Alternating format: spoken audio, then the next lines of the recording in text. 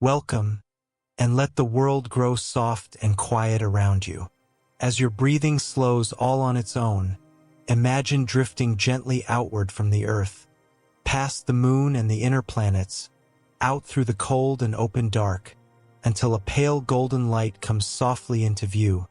wrapped in a great and glowing halo of rings. That gentle world is Saturn, and tonight we will drift slowly around its shining rings,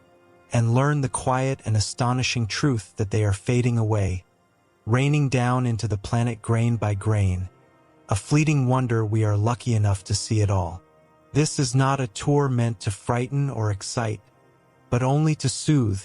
and to fill the mind with gentle marvels as the day dissolves. There is nothing you need to hold on to now. Just breathe and let go, and welcome back to Beyond the Stars. The first fact is that Saturn is the sixth planet from the Sun, drifting far out in the cold and quiet reaches of our solar system.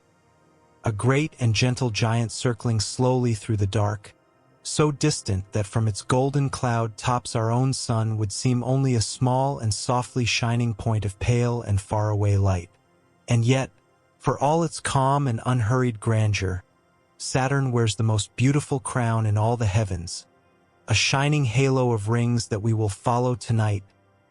rings that, quietly and steadily, are slipping away into the planet below, grain by frozen grain, in a slow disappearance we are fortunate to understand at all. The second fact is that Saturn is the second largest planet in all our solar system, surpassed in size only by mighty Jupiter, its larger and closer neighbor.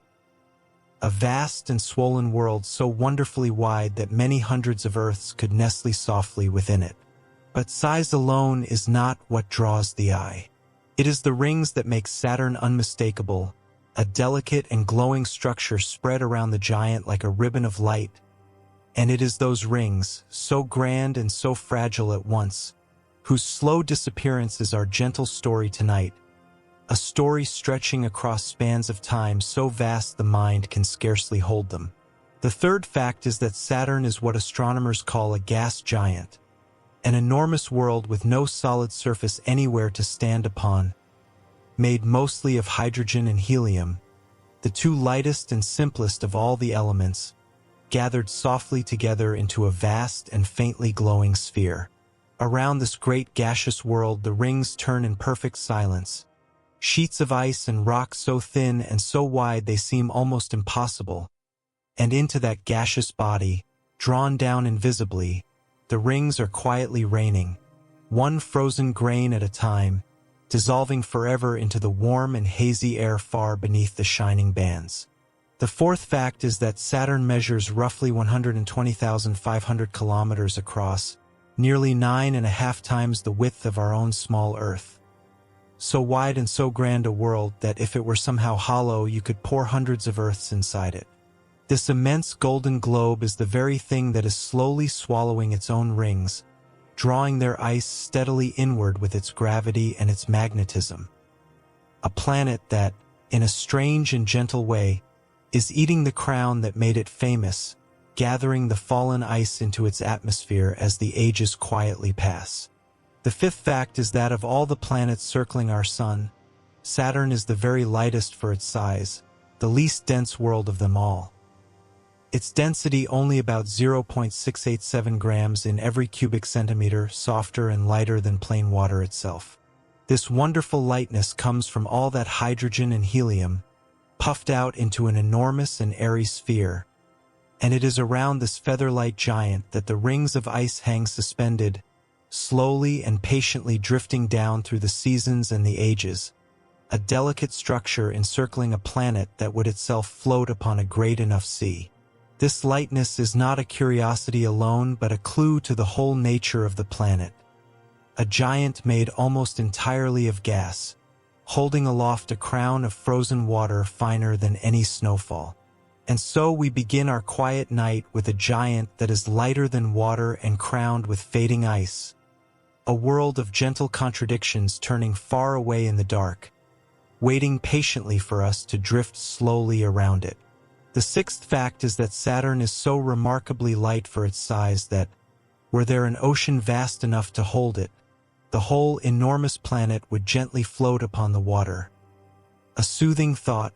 a giant golden world bobbing softly like a cork upon a sea beyond all imagining.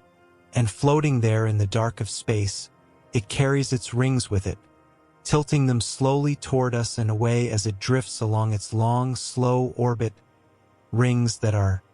ever so gradually, thinning and fading as they fall, a crown of frost quietly returning to the world it adorns. The seventh fact is that Saturn takes about 29.5 of our Earth years to complete a single journey around the Sun. One long and patient Saturnian year, a span in which a human being might live an entire chapter of a life. Because of this slow and stately orbit, we watch the rings tilt and shift only very gradually across the decades. And any change in the rings themselves, any slow loss of their shining ice, unfolds over spans of time so vast that a single human life is but a heartbeat against them, and the disappearance itself will never be noticed in any night we ever spend. The eighth fact is that a single day on Saturn is astonishingly short, for the giant planet spins on its axis once in only about 10.5 hours, turning so quickly that its middle bulges outward and its poles are gently flattened. This rapid spin stirs the deep interior into powerful motions, and it is those motions that help generate Saturn's magnetic field, the very field that, high above, reaches out to grasp the tiny charged grains of the rings and guide them, like rain along invisible wires, down into the waiting atmosphere, so that the planet's own swift turning helps unmake its shining crown. The ninth fact is that Saturn's magnetic field is a strange and remarkable thing, aligned almost perfectly with the planet's spin axis. A near symmetry seen nowhere else so cleanly among the planets. This tidy, well-ordered field wraps around Saturn like an invisible cocoon, and it plays a quiet but crucial part in the fate of the rings. For it is along the curving lines of this field that electrified specks of ring ice are funneled downward, streaming into the upper air in the gentle, steady fall that scientists have come to call ring rain, an invisible drizzle that has been draining the rings for ages. The 10th fact is that Saturn glows a soft and pale gold, its cloud tops veiled in a haze of ammonia crystals that soften every band and every storm, a hushed and creamy palette compared to the bold stripes of Jupiter. Beneath that gentle veil the winds blow with tremendous speed, and the weather churns on for years. But far above the clouds, in the cold and open vacuum, the rings hang quiet and bright, and it is there, at the very top of the atmosphere, that the falling ice arrives and quietly vanishes into the haze, mingling with the golden air until no trace of the ring remains. The 11th fact is that Saturn lies at an average distance of about 1.5 billion kilometers from the Sun, roughly 9.5 times farther out than our own Earth. So far away that sunlight, racing across the void, takes well over an hour to reach it. At that great distance the Sun is only a brilliant point, and the rings gather what little warmth there is. Yet even in this deep cold, the ice of the rings is not entirely safe, for it is slowly being drawn down and lost to the planet grain by patient grain, across timescales that dwarf all of human history many times over. The 12th fact is that Saturn is one of the 5 planets bright enough to be seen from Earth with the unaided eye, a soft golden star that our ancestors watched for thousands of years, though they could never have guessed at the rings surrounding it. To the naked eye it is only a steady, unblinking light, moving slowly against the stars, and it was not until the telescope was turned upon it that its true glory, the shining rings, was revealed at all, a glory we now know to be quietly and steadily disappearing, though it will outshine our whole species and countless generations still to come. The 13th fact is that Saturn was named by the ancient Romans for their god of agriculture and time, a fitting name for the slowest moving of the wandering lights they could see. A distant, patient world drifting almost imperceptibly through the constellations. There is a gentle poetry in this, for Saturn's rings themselves are ruled by time. They are ancient by human measure yet young by cosmic measure, and time, in the end, is slowly claiming them, drawing their ice down into the golden dark below, so that the god of time wears a crown that time itself is quietly dissolving. The 14th fact is that Saturn's upper clouds are bitterly cold, plunging to well below -140 degrees Celsius. A frigid world where ammonia freezes into a soft white haze. Yet the planet radiates more heat into space than it receives from the distant sun, warmed from within by its own slow gravitational settling. And it is into this cold-topped, warm-hearted giant that the rings quietly rain, their ice tumbling from the frozen vacuum above into an atmosphere that will gently and completely dissolve it away, turning the ancient frost of the rings into vapor woven through the golden clouds. The 15th fact is that Saturn is orbited by an enormous family of moons, more than 140 worlds catalogued so far, from the great golden Titan down to tiny icy shards no larger than a mountain. Some of these moons are deeply bound up with the fate of the rings, sculpting them, shepherding them, and even feeding them fresh ice, while the gravity of the whole system tugs and shifts the ring particles endlessly, nudging some of them inward toward the long, slow fall that ends within the planet, a delicate interplay of dozens of worlds shaping a single shining structure of ice. Each of these moons has its own story, its own slow orbit, and its own quiet influence, and together they form a great and gentle family gathered around the fading crown, tending it and shaping it across the ages. The 16th fact is that Saturn's rings are, in truth, so vast and yet so thin that they are the flattest large structure known anywhere in the solar system, spreading across a width comparable to the distance from the Earth to the Moon, while standing on average only about as tall as a house is wide. To picture something so wide and so impossibly thin is almost dizzying, and it is precisely this delicate, wafer-like thinness that makes the rings so fragile, and their slow disappearance so believable when you truly think upon it. For so little ice spread so thinly cannot help but be vulnerable to the slow tug of time.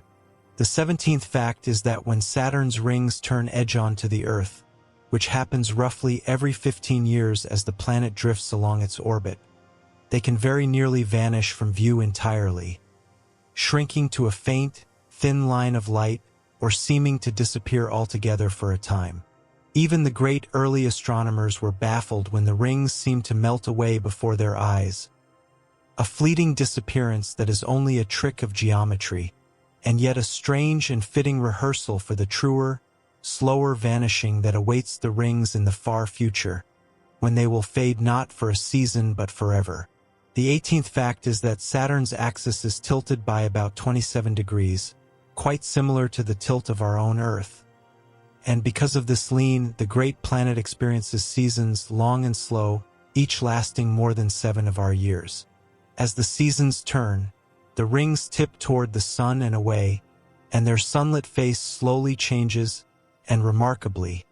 this changing sunlight alters the rate at which the rings rain down into the planet, so that the seasons themselves gently quicken and slow the long disappearance of the rings, breathing in and out across the planet's stately, decades-long year. The 19th fact is that from within Saturn's cloud tops,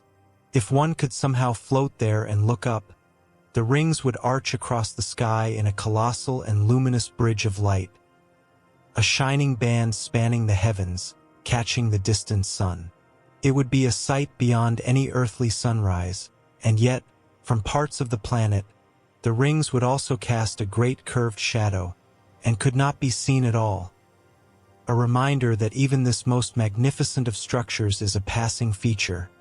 here now, and destined one day to be gone, leaving Saturn's skies bare of the crown that once spanned them.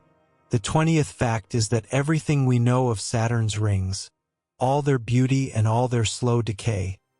has been gathered in only a few short centuries of human watching, a mere flicker against the ages the rings have already endured. First came the puzzled eyes at early telescopes,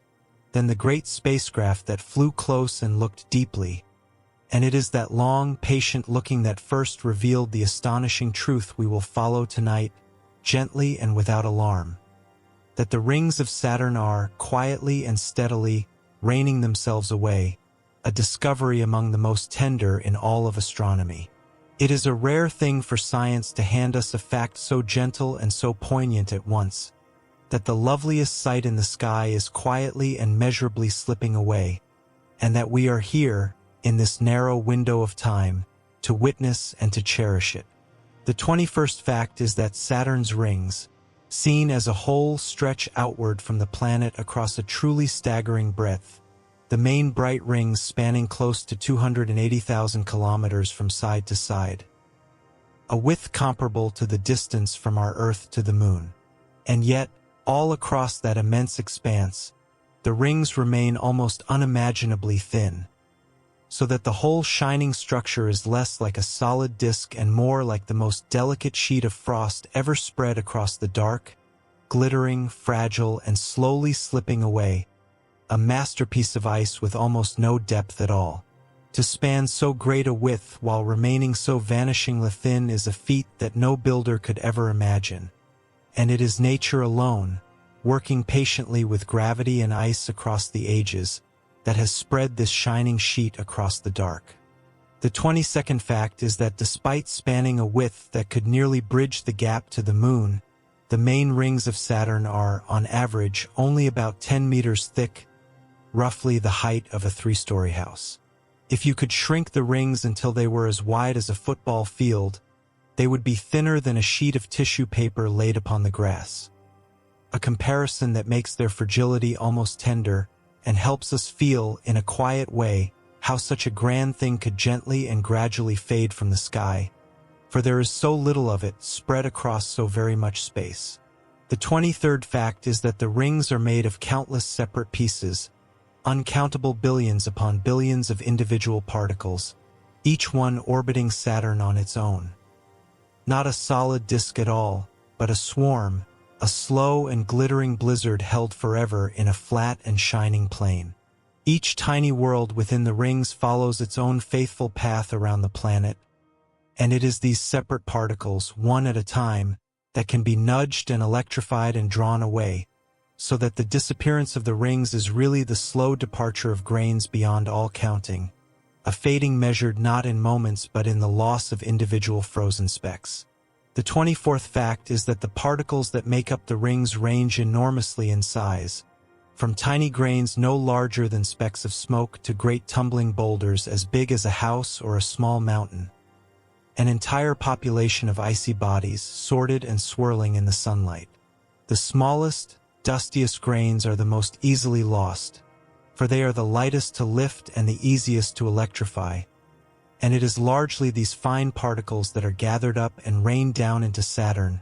quietly thinning the rings from within, so that over the ages the crown grows slowly coarser as its finest dust drifts away. The 25th fact is that the rings, for all their apparent solidity when seen from afar, are mostly empty space.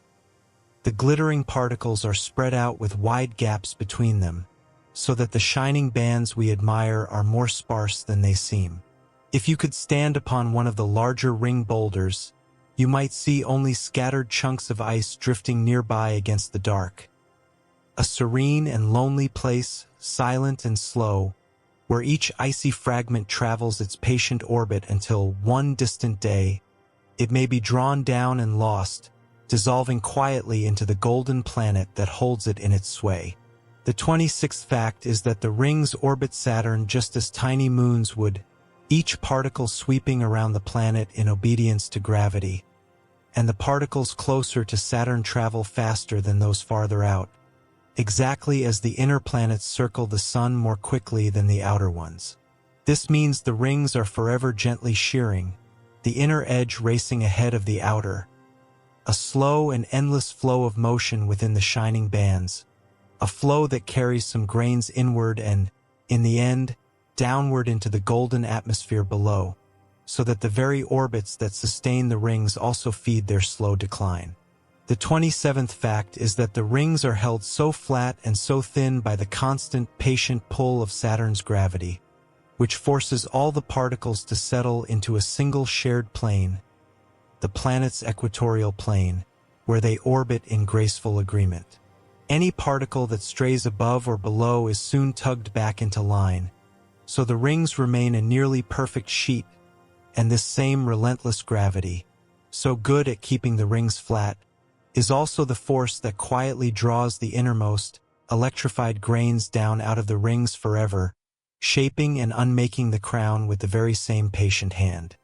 The 28th fact is that the rings shine so brightly in our telescopes because they are made of remarkably clean and pale ice, which reflects sunlight almost like fresh snow, far brighter than the dark, dusty surfaces of many moons and asteroids. This brilliant whiteness is part of what makes the rings so dazzling, and also part of the puzzle of their age. For ice, this clean seems too pure to be very old, and hints that the rings, for all their grandeur, may be a young and fleeting ornament upon the ancient planet, still gleaming in the bright morning of their existence rather than the long dusk of great age. It is a strange and lovely thought that the very brightness we admire is itself a clue to how briefly the rings will shine, their beauty and their fleetingness written in the same clean and glittering ice. The 29th fact is that the rings are not silent to the instruments of science, for the particles jostle and collide gently as they orbit, forever bumping and grazing one another in slow motion, soft, unhurried collisions that shape the rings and keep them thin. These constant gentle touches spread the particles out, smooth the edges, and pass energy quietly from one grain to the next, and through this endless, delicate contact, the rings slowly evolve, some particles clumping together, others being ground down into the fine dust that is most easily lost to the planet, so that the rings are forever remaking and diminishing themselves at once. The 30th fact is that Saturn is not the only planet to wear rings, for Jupiter, Uranus, and Neptune all carry faint ring systems of their own. But none of them come even close to the glory of Saturn's. Those other rings are thin, dark, and dusty, mere ghosts compared to Saturn's shining crown, which makes Saturn's rings all the more precious and all the more mysterious, a spectacular exception among the planets, and a spectacle that, we now believe, will not last forever in the sky, but is passing through the brief and brilliant peak of a ring's fleeting life. The 31st fact is that the great width of the rings is broken up into distinct bands and gaps, so that from a distance the rings look almost like the grooves of an old record spinning slowly in the dark. Light bands and dark bands, dense regions and nearly empty lanes. This intricate structure is carved by gravity, by the pull of moons and the resonances of orbits, a delicate architecture that took ages to form, and that shifts and evolves as the rings slowly age, thin, and rain their substance down into the planet, so that the pattern we see tonight is only one fleeting frame in a very long and gentle film. The 32nd fact is that the brightest and most massive of Saturn's main rings is the one astronomers call the B ring, a broad and dazzling band packed densely with icy particles, the shining heart of the whole ring system. So much of the ring's total substance lies within the B ring that its fate largely decides the fate of the rings as a whole, and it is from regions like this dense, bright band that ice is steadily lost, lifted and electrified and drawn down along the magnetic field into Saturn far below,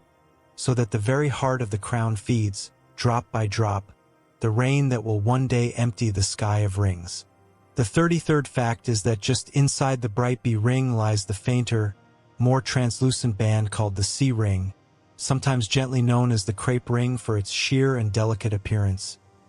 Thinner and darker, you could almost see the planet through it. The C ring is sparse and subtle compared to its brilliant neighbor, a soft veil of scattered ice, and being nearer to the planet, its particles are among those most easily coaxed inward, joining the quiet, endless rain that carries the rings away, so that this gentlest of the bright rings is also among the first to slip toward the golden dark. The 34th fact is that outside the brilliant B ring lies the A ring, the outermost of the great bright rings, broad and luminous and beautifully detailed.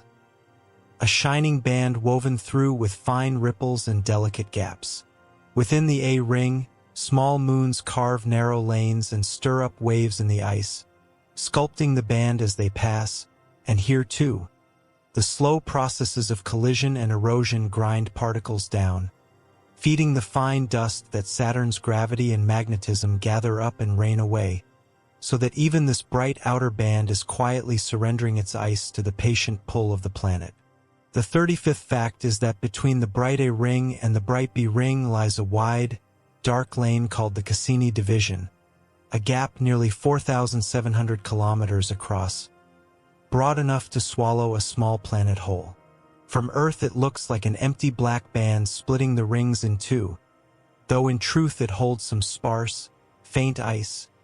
and it is not empty by accident, but carved and kept clear by the gravity of a distant moon. A beautiful example of how the rings are shaped by forces far away, sculpted from beyond even as they slowly fade from within. The 36th fact is that the Cassini Division is swept nearly clear because particles orbiting there feel a repeated, rhythmic tug from the moon Mimas, whose gravity nudges them again and again at just the right moments, a gravitational resonance that gently herds the ice out of the gap. This is one of the ways the rings are sculpted into their intricate pattern of bands and divisions, an endless, delicate interplay between the countless ring particles and the moons that orbit beyond them, shaping the shining crown that is slowly slipping away, an architecture of ice built and maintained by the faint music of distant orbits. The 37th fact is that beyond the bright main rings lies the narrow and remarkable F ring, a thin, twisted thread of ice orbiting just outside the A ring, braided, kinked, and forever changing its shape. The F ring is one of the most dynamic and puzzling features in the whole system, sometimes appearing knotted or split into strands, and it is kept narrow and confined by the delicate gravitational dance of two small moons that guard it on either side, a fragile ribbon of ice held together by the gentlest of forces, forever on the verge of scattering into the dark. The 38th fact is that there is also a faint, broad inner ring called the D ring, lying closest of all to the planet, so sheer and so dim that it is very hard to see. A ghostly haze of ice hugging the top of Saturn's atmosphere. Being nearest to the planet of all the rings, the D ring is right at the edge of the Great Fall. Its innermost particles are the most easily drawn down, and it is here, at this delicate boundary, that ring material passes quietly out of the rings and into the planet forever, the crumbling inner edge of the crown where ice becomes atmosphere at last. The 39th fact is that far outside the bright rings lies the enormous, diffuse E ring, a vast and tenuous cloud of the very finest ice, spread across an immense region of space. So faint it is almost invisible, yet so wide it dwarfs the bright rings entirely. The E ring is unlike the others, for it is continually fed with fresh ice erupting from a small and remarkable moon, a living ring, replenished from below, and a gentle reminder that the story of Saturn's rings is one of both loss and renewal, fading and feeding, all at once, a crown that even now is being gently born in one place while it dies in another. The 40th fact is that the rings, taken all together with their bright bands and their dark divisions, form a structure so intricate and so finely detailed that spacecraft have found ever smaller features the closer they have looked. Waves, ripples, wakes, and gaps down to the finest scales the instruments could see. It is a landscape of ice, endlessly complex, endlessly in motion, and yet, for all its intricate architecture, it is a landscape that is slowly wearing away, its ice quietly departing into the planet, leaving the rings a little thinner with every passing age, a masterpiece being gently erased even as we admire it. The 41st fact is that the different rings of Saturn are named not in the order of their distance from the planet, but in the order in which they were discovered by astronomers over the centuries, which is why their letters, from D out to G and beyond, seem so charmingly jumbled. The A and B rings, being the brightest and most obvious, were noticed first, and each fainter ring was added to the alphabet as sharper eyes and better instruments revealed it. a gentle record of how slowly and patiently we came to know this fading crown of ice, letter by letter across 400 years. The 42nd fact is that within the broader ring lies a narrow, clear lane called the Enki Gap, swept open and held clear by a tiny moon that orbits right inside it. A little shepherd carving its own quiet path through the ice. The presence of such a small moon within the rings shows how even the gentlest gravity can shape the shining bands, nudging particles aside, raising delicate waves along the gap's edges, and reminding us that the rings are alive with slow motion, forever being sculpted even as they slowly fade, tended by tiny moons that garden the ice like keepers of an endless frozen field. The 43rd fact is that there is an even finer lane within the A-ring called the Keeler Gap, and orbiting within it is a truly tiny moon, only a few kilometers across, whose gravity raises delicate vertical ripples along the gap's edges. Waves of ice standing up out of the flat plane. These waves, discovered by close spacecraft, are among the most delicate features ever seen in the rings. A testament to how sensitive the ice is to the faintest touch, and how easily this fragile structure can be shifted, shaped, and, in the end, drawn away, responding to a moon so small it would be lost among the mountains of the Earth. The 44th fact is that the boundaries between the rings and the gaps are often astonishingly sharp, some edges so crisp that the transition from dense ice to near emptiness happens over a distance of only a few kilometers. An almost knife-edge precision in a structure so vast. These sharp edges are held in place by gravitational resonances with the moons,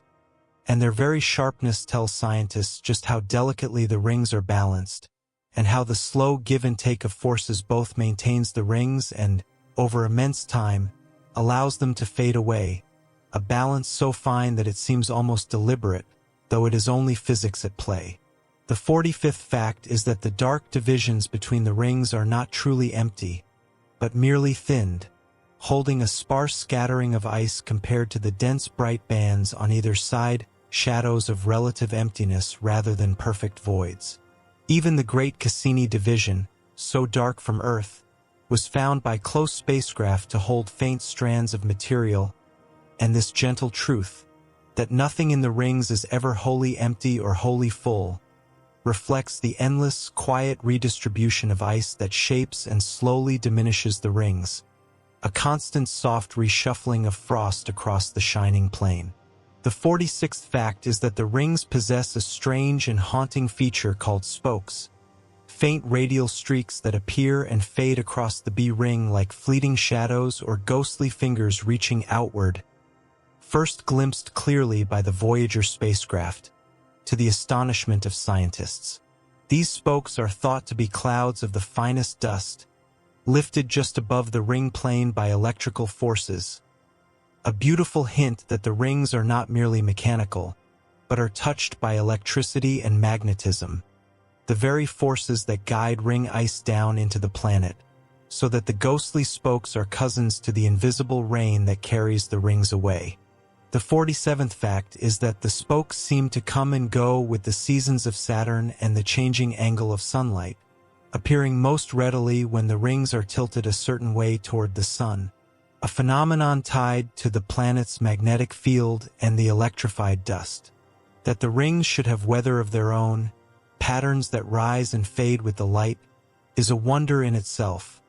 and it hints again at how the finest ring dust is lifted, charged, and eventually carried away in the slow rain that thins the rings, the same electric touch that paints the spokes also draining the crown grain by grain. The 48th fact is that the rings cast their own shadow upon the golden face of Saturn, a dark curved band that shifts across the planet as the seasons turn, so that from certain places within the clouds, the rings would blot out part of the sky. This shadow gently cools the atmosphere beneath it, and even affects the planet's weather and its haze, a reminder that the rings and the planet are not separate at all, but bound together, exchanging light and shadow and, most quietly of all, exchanging ice, the crown darkening the world below even as the world draws the crown slowly down into itself. The 49th fact is that within the rings, Small clumps of particles are forever trying to gather together under their own faint gravity, only to be pulled apart again by Saturn's overwhelming tides, so that tiny, temporary clusters form and dissolve endlessly. These fleeting gatherings, sometimes called self-gravity wakes, streak faintly through the brightest rings, and they show how the rings live in a delicate balance, always on the verge of clumping into moons yet never quite allowed to, held instead as a slowly fading sheet of separate grains, a perpetual almost birth of worlds that can never quite come to be. The 50th fact is that the reason the ring particles can never gather into a single moon is that they orbit within a region called the Roche limit, where Saturn's tidal forces are so strong that they tear apart anything that tries to grow too large. A zone of perpetual gentle destruction. Any moon that wandered too close to Saturn would be pulled to pieces here, and so the rings remain forever a scattering of fragments rather than a world. A shattered ornament that can only spread, thin, and slowly rain away, denied by the planet's own gravity the chance to become a moon again. The 51st fact is that this same Roche limit gives us one clue to how the rings may have formed, for if a moon or a wandering icy body once drifted too close to Saturn, the planet's tides could have torn it apart into the countless fragments we see today. A shattered world spread into a shining ring. The idea that the rings are the scattered remains of a lost moon is a gentle and poetic one,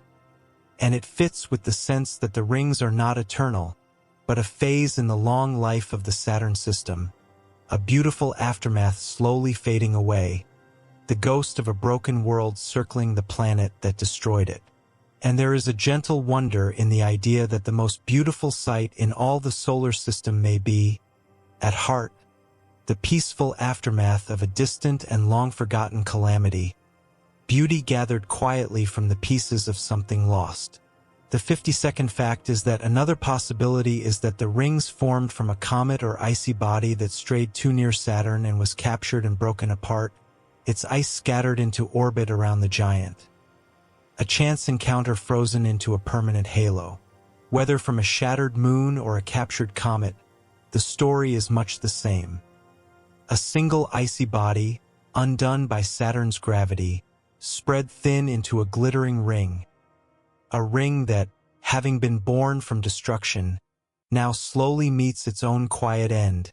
its ice returning to the planet from which, in a sense, it was never truly free. The 53rd fact is that for a long time astronomers assumed the rings must be nearly as old as Saturn itself, formed billions of years ago alongside the planet in the early solar system. An ancient and enduring feature. But the more closely the rings were studied, the more this assumption came into doubt. For the ice of the rings is far too clean, far too bright, to have sat in space for billions of years gathering the dark dust that constantly rains in from the cosmos, and this puzzle would come to change how we see the rings entirely, turning an ancient jewel into a youthful and fleeting one. The 54th fact is that over the ages, a fine drizzle of dark cosmic dust and micrometeorites is forever falling onto the rings from all across the solar system, and if the rings were truly billions of years old, this dark material should have dulled and blackened them long ago. Yet the rings shine bright and clean, as if freshly made, and this simple, striking observation is one of the strongest hints that the rings are surprisingly young, a recent adornment upon a very old planet,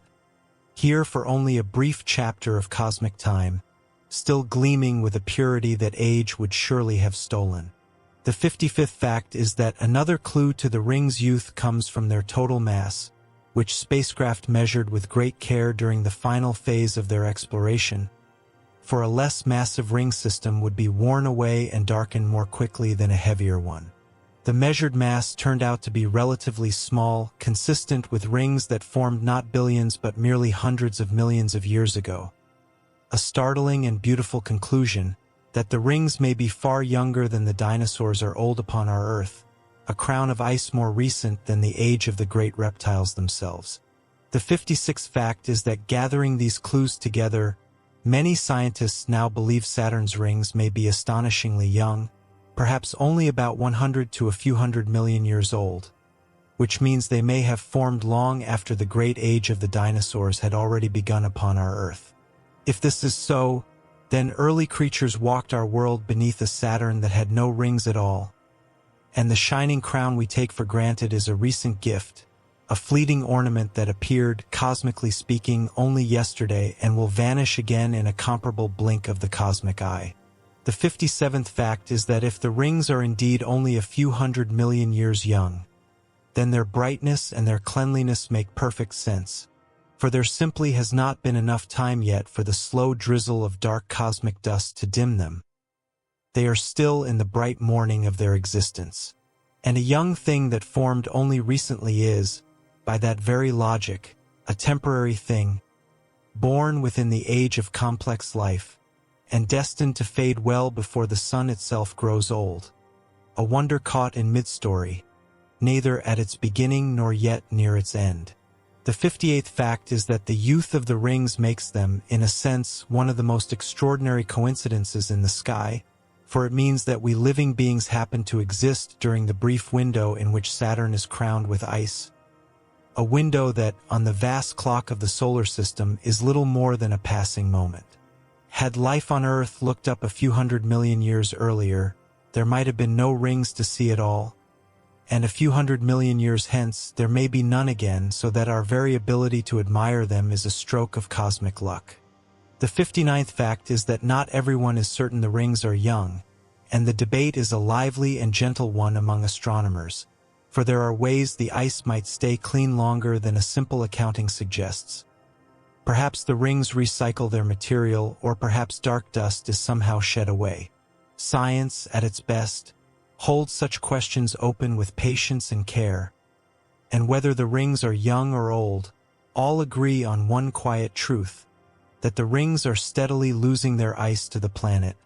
and cannot last forever, however the debate about their birth is finally settled. The 60th fact is that however the rings began, whether from a shattered moon, a captured comet, or some other icy accident of the deep past, they now exist as a slowly changing structure, forever losing a little of themselves to space and to the planet below, never truly still. The story of their formation and the story of their disappearance are really one continuous tale, a single arc of ice spread thin and then drawn down again, a reminder that in the heavens, as everywhere, nothing beautiful is ever quite permanent, and that even a planet's crown is only a moment in the endless turning of time. The 61st fact is that the rings of Saturn are made of ice, water ice, very nearly the same frozen water that forms the snow and the glaciers of our own Earth, so that the shining crown of Saturn is, in truth, a vast and glittering field of frost. Studies of the sunlight reflected from the rings show that they are made of water ice to a purity of well over 99%, an almost unbelievably clean sheet of frozen water spread across the dark, slowly and quietly raining down upon the golden planet beneath, the same simple substance that fills a snowflake or a mountain stream, gleaming across a distance beyond imagining. The 62nd fact is that this extraordinary purity,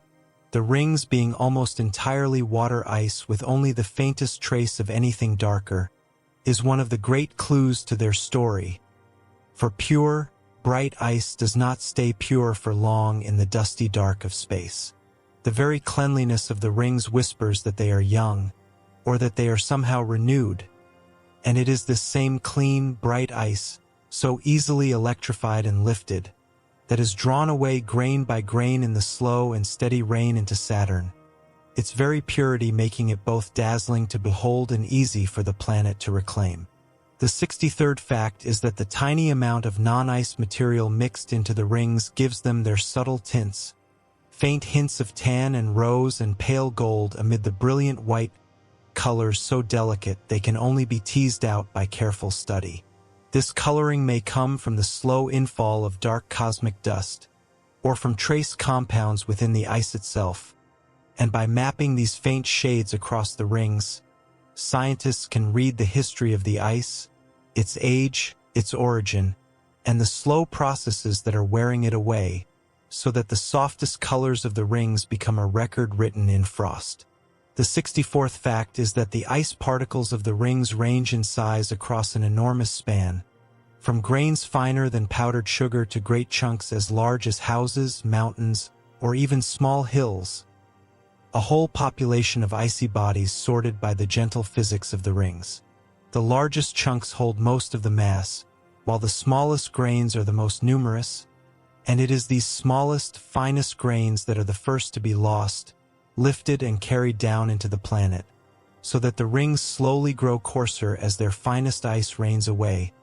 the delicate dust departing first, the great boulders lingering longest. The 65th fact is that the surfaces of the larger ring particles are thought to be soft and fluffy, coated in a delicate frost of finer ice crystals rather than hard and smooth like a polished cube of ice, more like freshly fallen snow than a solid block. This soft, frosty coating helps the rings reflect sunlight so brilliantly, and cushions the gentle collisions between particles, and from these soft surfaces, the finest ice is most easily knocked loose, adding to the drifting dust that Saturn slowly gathers down into its atmosphere, so that even the softness of the ice contributes to the gentle unmaking of the rings. The 66th fact is that the ring particles are extraordinarily cold, their temperatures plunging to well below -150 degrees Celsius, and colder still in the shadow of the planet, a frozen realm where water ice is as hard as rock. In this deep cold, the ice is brittle and enduring, able to persist for ages in the vacuum. And yet even here, in this frozen quiet, the ice is not entirely safe, for the invisible forces of electricity and magnetism can still lift its finest grains and carry them away, so that not even the bitter cold of deep space can preserve the rings forever. The 67th fact is that although the rings are made almost entirely of water ice, tiny amounts of rocky and carbon-rich dust are woven through them, gathered both from the ice's own origins and from the constant rain of dark material from space, a faint contamination that slowly grows over time. It is by measuring exactly how much of this darkening dust the rings have collected that scientists estimate their age, and the small amount found suggests, once again, that the rings are young, freshly made, and here for only a brief cosmic season, still too clean and bright to have weathered the long ages of the solar system. The 68th fact is that the ice in the rings is so reflective that the rings can appear brighter than the planet Saturn itself when the sunlight strikes them just so, a shining halo outshining the world it surrounds. This brilliance is a direct sign of clean, fresh water ice, unclouded by age, and every gleaming particle in that halo is a tiny orbiting world of frost, faithfully circling Saturn, until the slow forces of the system draw it inward and it vanishes at last into the golden dark of the atmosphere below, one bright grain among uncountable billions, each destined for the same gentle end. The 69th fact is that the ice of the rings is not evenly spread, but gathered into the dense bright bands and thinned in the gaps and divisions, so that some regions hold a great depth of ice while others hold only a sparse scattering, a landscape of frozen abundance and frozen emptiness. The densest regions, packed thick with ice, hold most of the ring's substance, and it is from the shifting, jostling ice of these crowded bands that particles are ground down, electrified, and slowly fed into the endless rain that carries the rings away, the richest bands quietly surrendering their treasure to the patient planet. The 70th fact is that when spacecraft passed sunlight and starlight through the rings and studied how the light dimmed and scattered, they could measure the sizes and the spacing of the ice particles with remarkable precision, reading the structure of the rings in the flickering of a distant star. Through these delicate observations, we learned just how thin, how clean, and how finely divided the rings truly are.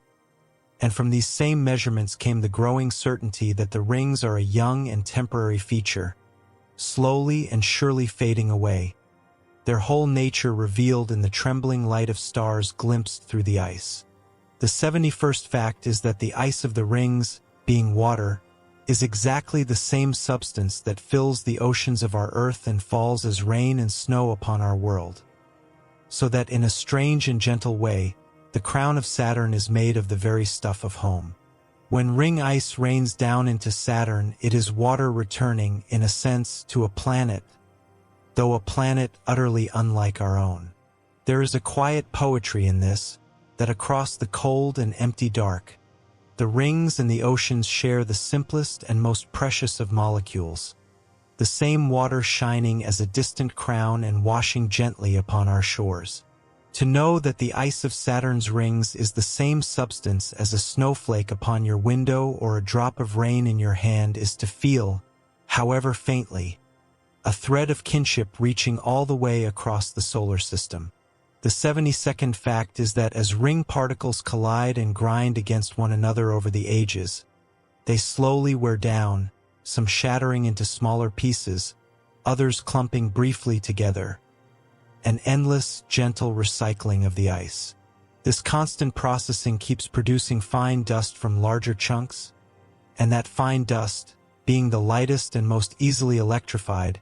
is precisely the material most readily lost from the rings, lifted along the magnetic field and rained down into the planet in the slow disappearance we are following tonight, so that the rings unmake themselves a little more with every soft collision. The 73rd fact is that the rings are so cold and so clean that they are, in effect, a preserved sample of ancient ice, frozen and held in the vacuum for however long they have existed, a frozen archive drifting around the planet. By studying the composition of this ice, scientists hope to learn where it came from, and thus how the rings were born, whether from a shattered moon, a captured comet, or something else entirely, each possibility written faintly into the frozen chemistry of the shining bands, a history spelled out in the purity and the trace impurities of the ice. The 74th fact is that some of the ice in the outermost, faintest ring is astonishingly fresh, because it is constantly resupplied by icy eruptions from a small moon. Unlike the ancient ice of the bright main rings, this outer ice may be only years or decades old. This gentle contrast, ancient ice within and new ice without, shows that the rings are not one single thing but a family of structures, each with its own story, some slowly fading and one, remarkably, being freshly born even now, so that Saturn's crown holds both the very old and the very new in a single shining sweep. The 75th fact is that the total amount of ice in all of Saturn's rings, though it forms a structure wider than the Earth-Moon distance, is really quite modest, less than the mass of some of Saturn's own moons, spread so thin across so vast a space that its true quantity is small. This modest mass is another reason to believe the rings are young, for an ancient ring system would likely have been ground away or darkened by now. And it means that the slow rain, given enough time, truly can carry the whole of the rings away, for there is far less ice to lose than the grand appearance of the rings suggests. The 76th fact is that the ice particles reflect not only sunlight but also the faint glow of Saturn itself, so that the rings shimmer gently even on the planet's night side, lit by the golden world they encircle, a soft, doubled light, from the distant sun above and the great planet below. This planet shine gives the rings a tender, ghostly glow in the dark, and it binds the rings and the planet ever closer in our imagination, two parts of a single shining whole, forever exchanging light as they slowly exchange ice, the planet lending its glow to the very crown that it is quietly drawing down. The 77th fact is that within the ice of the rings, the collisions between particles are so gentle, so slow, that they are more like the soft nudging of drifting snowflakes than the violent crashes we might imagine, speeds of mere centimeters per second, a whisper of contact. It is this gentleness that keeps the rings thin and flat rather than scattering them wildly. And it is within this delicate, unhurried dance that the finest ice is slowly shed, drifting free to begin its long fall toward the planet below, so that the disappearance of the rings begins in the softest of touches between grains of frost. The 78th fact is that the purity of the ring ice varies subtly from ring to ring, the innermost rings tending to carry a little more dark material than the bright outer bands. A faint gradient of cleanliness across the shining crown. By reading these differences, scientists trace how dust falls onto the rings and how the ice is stirred and mixed, and this careful reading of the ice, band by band, has helped build the gentle, remarkable picture of rings that are young, evolving, and slowly slipping away into Saturn, each band telling its own small part of the larger story. The 79th fact is that although we speak of the rings as ice, it is worth pausing to marvel that this ice has been holding its delicate, glittering shape for perhaps hundreds of millions of years, orbiting faithfully in the frozen dark. A patience beyond all human measure. Each particle has circled Saturn countless billions of times. And yet, for all this endurance, the rings are not eternal, and the same slow physics that has sustained them for so long is also, gently and inexorably, drawing them to their end so that endurance and disappearance are woven together in a single quiet fate. The 80th fact is that when we gaze upon the ice of Saturn's rings, we are looking at frozen water shining in sunlight nearly 1.5 billion kilometers away, and every bright grain of it is bound one day to fall, to be lifted, electrified, and rained down into the golden atmosphere, there to be lost forever. To know this does not lessen the beauty of the rings, but deepens it. For there is a tender wonder in loving something precisely because it will not last, a shining crown of ice, here for only a little while, and all the more precious for the shortness of its shining. The 81st fact is that the great question of how Saturn's rings came to be is one of the most enchanting puzzles in all of planetary science, for the rings are so beautiful, so clean, and so young that they seem almost too good to be a mere accident. Yet an accident is very likely just what they are. Somewhere in the past few 100 million years, an icy body met its end near Saturn, and from that quiet catastrophe, the most glorious ornament in the solar system was born. A crown of shattered ice destined to slowly fade, beauty rising, as it so often does, from destruction. The 82nd fact is that one leading idea holds that the rings formed when a moon of Saturn, an icy world perhaps the size of one of its present moons, wandered too close to the planet and was torn apart by its tremendous tidal forces, shattered within the Roche limit into countless glittering fragments. If this is true, then the rings are the scattered ghost of a lost moon, a world undone, spread thin into a shining halo, and now slowly returning, piece by piece, into the very planet whose gravity destroyed it, the remains of one world becoming the crown of another before fading away entirely. The 83rd fact is that another idea suggests that the rings formed when a passing comet or icy body was captured and broken apart by Saturn, its ice flung into orbit to spread into the rings we see. A chance encounter that left a permanent, glittering scar. In either case, whether from a shattered moon or a broken comet, the essential story is the same. A single body of ice undone near Saturn, spread into a ring, and now, over the long ages, slowly gathered down again into the planet, so that the rings mark both a violent beginning and a gentle, drawn-out end. The 84th fact is that the surprising youth of the rings, perhaps only 1 to a few 100 million years, means that they formed long after Saturn itself, which is some 4.5 billion years old, a recent flourish upon an ancient world. The planet existed for the overwhelming majority of its life without the rings we know today, and the rings, born so recently, are a fleeting late chapter in Saturn's long story,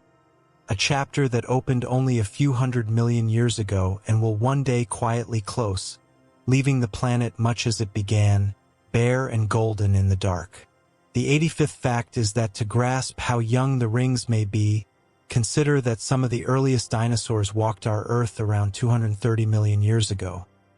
within the very range of ages proposed for the rings of Saturn.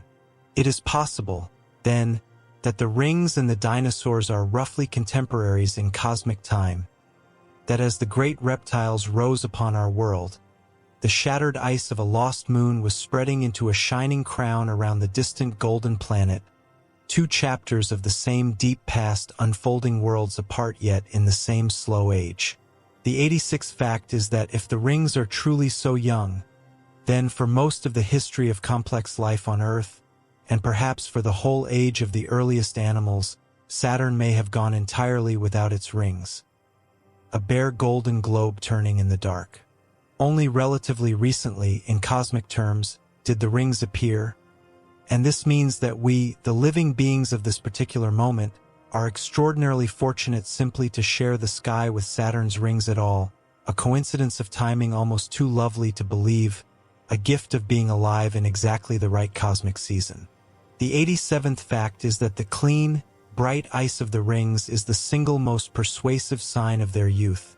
For space is filled with a slow drizzle of dark micrometeoroid dust that should, over billions of years, darken any exposed ice.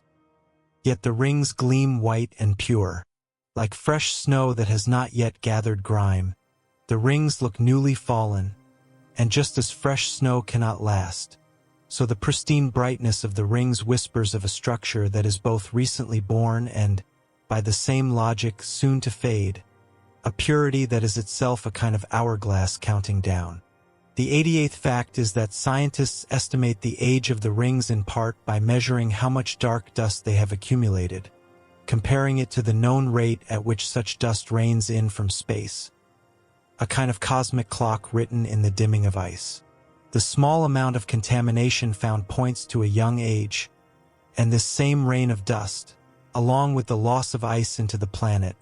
means the rings are being altered from both without and within, always changing, always slowly diminishing, gathering darkness from above as they surrender brightness below. The 89th fact is that the debate over the age of the rings remains open and gentle. For some scientists argue there may be ways for the rings to cleanse themselves or shed dark material, allowing them to look young while being old, and science holds this uncertainty with patience and care. Whichever answer proves true, the rings are undeniably losing ice to the planet. So that even if they are ancient, they are still passing away, and even if they are young, they were born only to fade, and either way the crown is not a permanent fixture but a passing wonder. The 90th fact is that whatever their exact age, the rings are best understood not as a permanent fixture but as an event, a happening spread across time, with a beginning in some icy catastrophe and an ending in the slow rain into Saturn, a shining episode in the life of the planet. To see them this way is to feel their beauty all the more keenly, for they are not a fixed decoration but a fleeting bloom, opening and closing across a span of merely hundreds of millions of years, a mere breath in the long life of the sun, here and gone in a single cosmic exhalation. The 91st fact is that the process astronomers now call ring rain begins high above Saturn, where tiny grains of ring ice become electrically charged by sunlight and by the plasma that surrounds the planet, and once charged, these grains feel the pull of Saturn's powerful magnetic field. No longer free to simply orbit, the charged ice is guided along the curving magnetic field lines, drawn down out of the rings and into the upper atmosphere of the planet, in a gentle, invisible drizzle that has been quietly thinning the rings for ages, a rain of frost falling not from clouds but from a crown of ice suspended in the dark. Picture it gently now,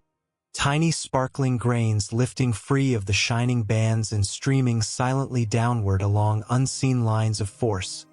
A rainfall no eye could ever behold, falling forever into the golden planet below. The 92nd fact is that ring rain is not water falling as rain falls on Earth, but something stranger and more subtle, a slow streaming of electrified ice grains and charged water particles funneled downward along magnetic field lines. An invisible cascade guided by forces we cannot see. Where these particles strike the upper atmosphere, they alter its chemistry and glow, and though no single grain would ever be noticed, the sum of them, ton upon ton, adds up over the ages to the steady disappearance of the rings. so that a rain too faint to see is nonetheless slowly emptying the sky of Saturn's crown. The 93rd fact is that the charged grains of ring ice, once caught by Saturn's magnetic field, follow the field lines down toward the planet's middle latitudes, arriving not at the poles but in broad bands to the north and south, raining into the atmosphere in patterns traced by the invisible magnetism. Scientists have even detected the faint glow and the chemical changes where the ring rain lands, a subtle signature of the rings quietly dissolving into the planet, written in the light of Saturn's upper air, so that the falling crown leaves faint bright bands upon the world that receives it.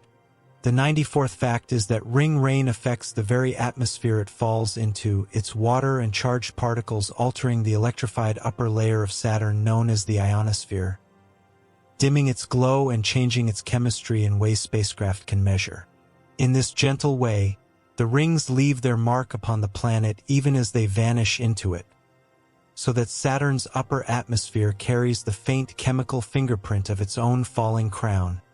a quiet exchange of substance between the rings and the world below,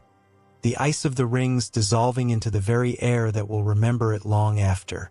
The 95th fact is that the amount of water reaching Saturn from the rings is so significant that it shapes the composition of the planet's upper atmosphere, seeding it with water and related compounds that would otherwise be scarce, a slow enrichment from above. In this sense, the rings are not merely fading, but feeding the planet, gifting it their substance as they go. A gentle and continuous transfer of ice from the shining crown into the golden globe, until, over the ages, the crown is spent, its water woven forever into the atmosphere of the world it once encircled. The 96th fact is that ring rain is driven by a delicate partnership of forces: sunlight to charge the grains, the plasma of space to electrify them further, and the magnetic field to guide them down, a chain of subtle physics that turns still ice into falling rain. Change any part of this partnership and the rate of the rain changes, which is why the disappearance of the rings quickens and slows with the seasons, with the angle of sunlight, and with the shifting conditions of the space around Saturn, a delicate balance of light and magnetism forever adjusting the pace of the fall. The 97th fact is that the rate of ring rain is not constant but rises and falls with the seasons of Saturn, growing stronger when the rings are tilted more directly toward the sun and its charging light, so that the disappearance of the rings breathes gently in and out with the planet's long year. When the sunlight strikes the rings more fully, more ice is charged and lost, and when the rings turn edge on, the rain slows, a seasonal rhythm layered upon the long, steady decline of the shining bands, the crown fading a little faster in one season and a little slower in the next. The 98th fact is that ring rain is thought to be strongest above the innermost rings, especially the faint D ring that lies closest of all to the planet,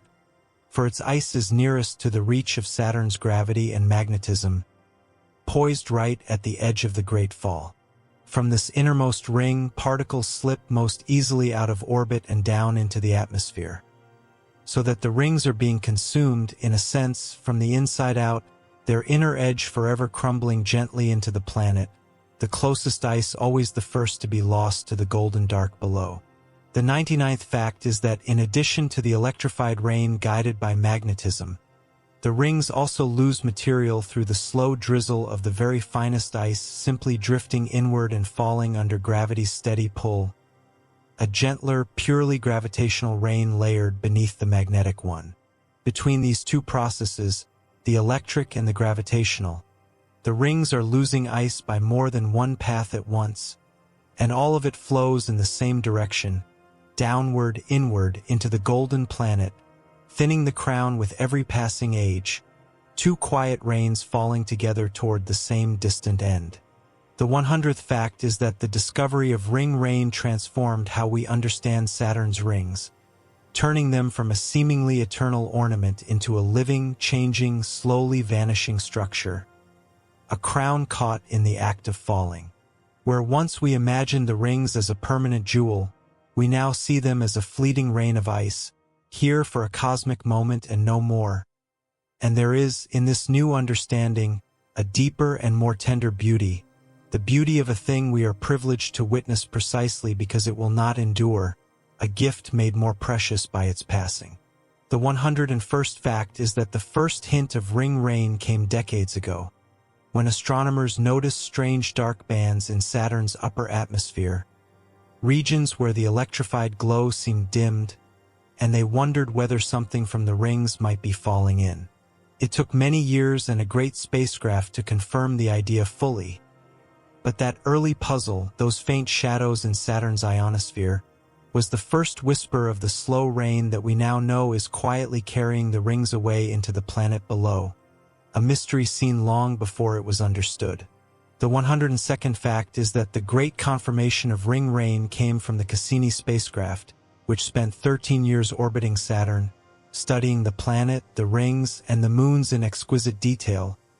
a faithful robotic explorer that changed everything we knew. Cassini carried instruments able to sample the space around Saturn directly and to measure the falling material,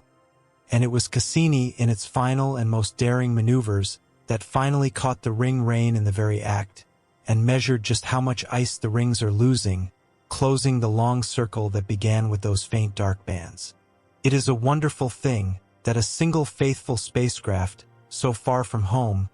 could weigh a rainfall of ice on a world nearly 1.5 billion kilometers away, and send that knowledge gently back to us across the dark. The 103rd fact is that Cassini was an international endeavor, built and flown by the space agencies of many nations working together, launched from the Earth in 1997 on a 7-year journey to Saturn, arriving in 2004 to begin its long study. For 13 patient years it circled the planet, sending home hundreds of thousands of images and a wealth of measurements. And it is thanks to this one extraordinary spacecraft that we understand, as we do tonight, how the rings of Saturn are slowly fading away, a triumph of human cooperation and patience carried across the dark. The 104th fact is that in its final year, Cassini undertook a series of daring dives it called the Grand Finale, threading the narrow gap between the planet and the innermost edge of the rings, a region no spacecraft had ever explored, flying through space that had never before been touched. In this bold maneuver, Cassini passed again and again between Saturn and its rings, and it was here, in this unexplored gap, that the spacecraft directly sampled the material raining down from the rings into the planet, gathering its most precious measurements in the boldest phase of its whole long life. The 105th fact is that during the grand finale, Cassini made 22 orbits that carried it diving through the gap between Saturn and its rings, each pass gathering measurements no other mission had ever obtained, 22 daring plunges into the unknown. On these dives, the spacecraft's instruments tasted the falling ring material directly, weighing the rain of ice and dust. And from these measurements came the astonishing figures for how quickly the rings are losing their substance into the planet below, numbers gathered at the very edge of what a spacecraft could survive. The 106th fact is that the grand finale reached its climax on the 15th of September, in the year 2017, when Cassini, low on fuel and its mission complete, made a final deliberate plunge into Saturn's atmosphere, ending its long life as a part of the very planet it had studied. The spacecraft sent home data until the last possible moment, transmitting even as it began to burn up in the golden air. A gentle, dignified end, and a final gift of knowledge about the falling rings, the explorer becoming one with the world it had come so far to know.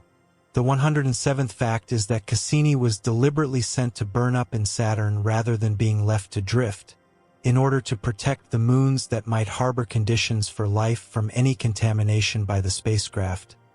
A careful and thoughtful ending. And so the explorer that revealed the ring rain became, in its final moment, a tiny streak of ring-like material itself, falling into Saturn, joining, in a poetic sense, the very rain of substance it had come so far to measure and understand, a last act of care for the worlds it left behind. The 108th fact is that during its dives through the gap,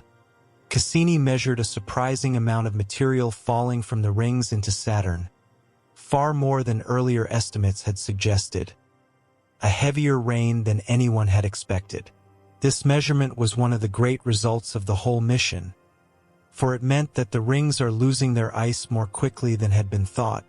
and that their remaining lifetime, though still vast by human measure, is shorter than scientists had once believed, the very reason we can say the rings are disappearing faster than we thought. The 109th fact is that the ring rain measured by Cassini was found to carry not only water ice but also traces of other compounds, tiny grains rich in silicates and organic material, drizzling down into the planet alongside the ice. A more complex rain than pure water alone. This chemical richness gave scientists clues about the composition of the rings and their origin, and it revealed that the rings are delivering a varied cargo of material into Saturn as they fade, seeding its atmosphere with more than water, a subtle chemistry falling gently from the crown into the golden air. The 110th fact is that Cassini also discovered that a great deal of material falls from the innermost D-ring straight down into Saturn's equator, in addition to the magnetically guided rain that reaches the middle latitudes, two distinct streams of falling ring stuff. This equatorial infall was another surprise of the grand finale, and together with the ring rain, it means that the rings are draining into the planet along more than one path, quickening the slow disappearance we are following through this quiet night, more rivers of ice than we had known flowing down into the giant. The 111th fact is that before Cassini, the Voyager spacecraft flew past Saturn in 1980 and 1981, giving humanity its first close and detailed views of the rings and revealing their astonishing complexity. The braided F ring, the mysterious spokes, and countless fine bands. It was the Voyagers that first hinted at dark bands in Saturn's atmosphere that might be linked to the rings, planting the seed of the ring rain idea that Cassini would later confirm, a gentle handoff of discovery across the decades, one generation of explorers preparing the questions for the next. The 112th fact is that even earlier, the Pioneer 11 spacecraft became the first to fly past Saturn in 1979, sending home the first close images of the ring planet and passing bravely through the ring plane, a pioneering scout for the missions to come. Pioneer 11 showed that a spacecraft could survive near the rings, opening the way for the Voyagers and, in time, for Cassini, whose long study would finally reveal the slow and steady disappearance of the shining crown, each brave little probe carrying us a step closer to understanding. The 113th fact is that the study of ring rain continues even now, with astronomers using great telescopes on Earth and in space to watch the rings and the planet, refining their measurements of how quickly the ice is falling. A patient, ongoing vigil. Each new observation sharpens the picture and sometimes deepens the mystery, for the rings are complex, and their disappearance is shaped by many forces at once, so that scientists refine their estimates gently, always learning more about the fate of the crown, the work of understanding never quite finished. The 114th fact is that some of the most careful studies suggest the ring rain, taken together with the material falling straight into the equator, may be draining the rings quickly enough to remove them in a span far shorter than the age of the solar system. A cosmic blink, though still unimaginably long by human reckoning. These findings, rooted in Cassini's daring measurements, are why we can say with gentle confidence that the rings are truly, measurably, disappearing, no longer a poetic notion but a fact weighed and counted by our instruments. The 115th fact is that the numbers gathered by Cassini allowed scientists to estimate, for the first time with real measurements rather than guesses, just how many tons of ring material fall into Saturn every second. A rate that, though tiny compared to the vastness of the rings, adds up relentlessly over the ages. To weigh the falling rings so directly was a triumph of exploration, and it turned the disappearance of the rings from a poetic idea into a measured, quantified, gently astonishing fact of nature. The loss of the crown counted in tons and seconds at last. The 116th fact is that the Cassini mission gave us not only the measurement of the ring rain but also the estimate of the ring's total mass, and it was by combining these two numbers, how much ice there is and how fast it is falling, that scientists could estimate how long the rings have left. A simple, profound calculation. Divide the ice by the rate of loss, and you find the remaining lifetime of the crown. A lifetime long by any human measure, yet fleeting against the deep clock of the stars, an arithmetic of ice and time that tells the ring's quiet fortune. The 117th fact is that Cassini's discoveries about the rings were so rich that scientists are still analyzing its data years after the spacecraft's fiery end, teasing out ever finer details of the ring rain and the ring's composition, a legacy of knowledge that keeps on giving. The spacecraft is gone, dissolved into Saturn, but its measurements remain, and from them we continue to learn how the rings formed, how they are changing, and how, over the long ages, they are quietly slipping away into the planet, a final gift of understanding still unfolding long after the explorer fell silent. The 118th fact is that among Cassini's many gifts was the direct sampling of the faint, tenuous gas and dust in the gap between Saturn and its rings, a region so empty and so unexplored that the spacecraft's passage through it was a genuine leap into the unknown, and it emerged to tell the tale. What it found there, the sparse rain of ring material drifting down, was central to understanding the ring's fate, a fitting reward for the boldest maneuver of the whole 13-year mission, knowledge gathered from a place no eye had ever seen. The 119th fact is that the grand finale was designed not only for daring but for discovery. Each of the 22 dives arranged to gather a specific harvest of measurements, of the gravity, the magnetic field, the atmosphere, and the falling rings, a carefully choreographed farewell. In its final months, Cassini gathered more new science than in years of ordinary orbits, and its last measurements of the ring rain and the planet's deep structure were among the most valuable of its entire journey, a grand crescendo of discovery at the very end of a long and faithful life. The 120th fact is that thanks to Cassini's grand finale, we now understand Saturn's rings more deeply than any other planetary rings in the solar system, and we know, as a measured fact rather than a guess, that they are raining down into the planet and slowly disappearing, a knowledge dearly won by a faithful spacecraft. Every time we look upon an image of Saturn now, we can see the rings not as an eternal jewel, but as a fleeting rain of ice, caught by our instruments in the very act of falling, a crown we now understand to be gently coming undone. The 121st fact is that the great question, once ring rain was measured, became how long the rings can last, and the answer, drawn from Cassini's numbers, is that they may endure for perhaps another 1 to 300 million years before fading away. A span vast beyond all human imagining, yet brief against the age of the sun. In that light, the rings are living out the final chapters of a story already most of the way told. A crown with a countable, if enormous, number of years remaining, its ending distant but no longer unimaginable. The 122nd fact is that to say the rings will vanish in 1 to 300 million years is to speak of a time so distant that our whole species, all of recorded history, all the rise and fall of civilizations, is but the faintest sliver at the very beginning of it, a reminder of how gently and how slowly the cosmos changes. We will never see the rings noticeably diminish in a human lifetime,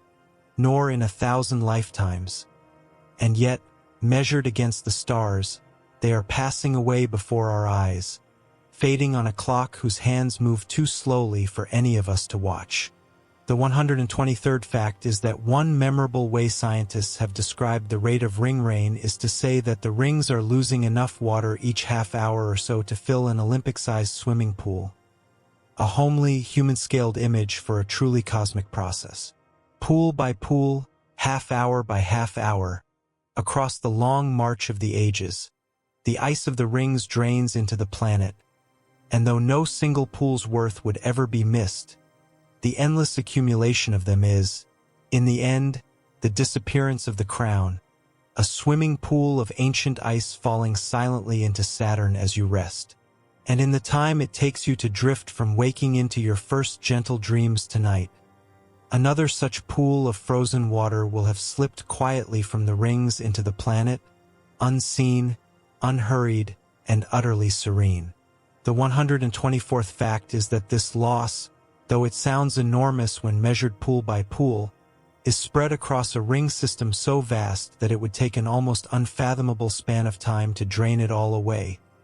which is exactly why the rings will endure for hundreds of millions of years yet. The rings are enormous, and the rain, though steady, is small against their immensity. A race between a great reservoir of ice and a slow and patient leak, with the leak, in the end, destined to win, though only after ages beyond all counting have passed. The 125th fact is that the disappearance of the rings is not sudden or violent, but the gentlest imaginable fading, a slow drizzle so quiet and so gradual that the rings will look, to any observer, essentially unchanged for millions of years at a time, a vanishing measured in geological ages. There will be no dramatic collapse, no final moment of shattering, only the softest, slowest thinning,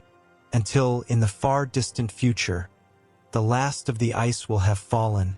and Saturn will turn bare in the dark, its crown gone so gradually that no single moment could ever be called its ending. The 126th fact is that as the rings slowly thin, it is thought that the fainter, more delicate rings will fade first, while the dense bright bands, holding the most ice, will linger longest, so that the rings will grow simpler and dimmer as the ages pass. The intricate structure we admire today, the many bands and gaps and braided threads, will gradually smooth and simplify, until, near the very end, only the last remnants of the brightest rings will remain, a faint golden ghost of the crown that once was, the rich detail of tonight worn away into a simple, fading band. The 127th fact is that even as the rings fade, they are not entirely without renewal, for the outermost E-ring is continually resupplied with fresh ice, and small moons and collisions can add new material to the system, a faint push against the tide of loss. But this renewal is small compared to the steady drain of the ring rain, so that the overall story remains one of gentle decline, a crown losing far more than it gains, slowly and inexorably returning its ice to the planet, the trickle of renewal never quite matching the steady rain of loss. The 128th fact is that the far future of Saturn, hundreds of millions of years hence, may be a planet without rings at all, a bare golden globe turning in the dark much as it did in the ages before the rings formed, the crown having come and gone. To imagine Saturn without its rings is strange and a little sad, for the rings are so much a part of how we picture the planet, and yet that ringless Saturn is both its ancient past and its distant future, the rings a brief and shining interlude between, a moment of splendor bracketed by long ages of bareness. The 129th fact is that the disappearance of the rings is happening not only in the far future but right now, in this very moment, as ice grains are lifted and rained down while you lie here quietly listening.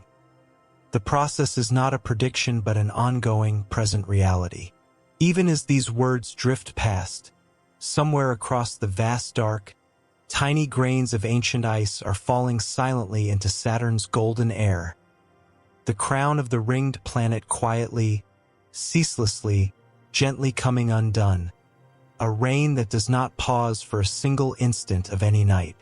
The 130th fact is that when we say the rings are disappearing faster than we thought, we mean that Cassini's measurements of the ring rain came in higher than earlier estimates had predicted, shortening the ring's expected lifetime.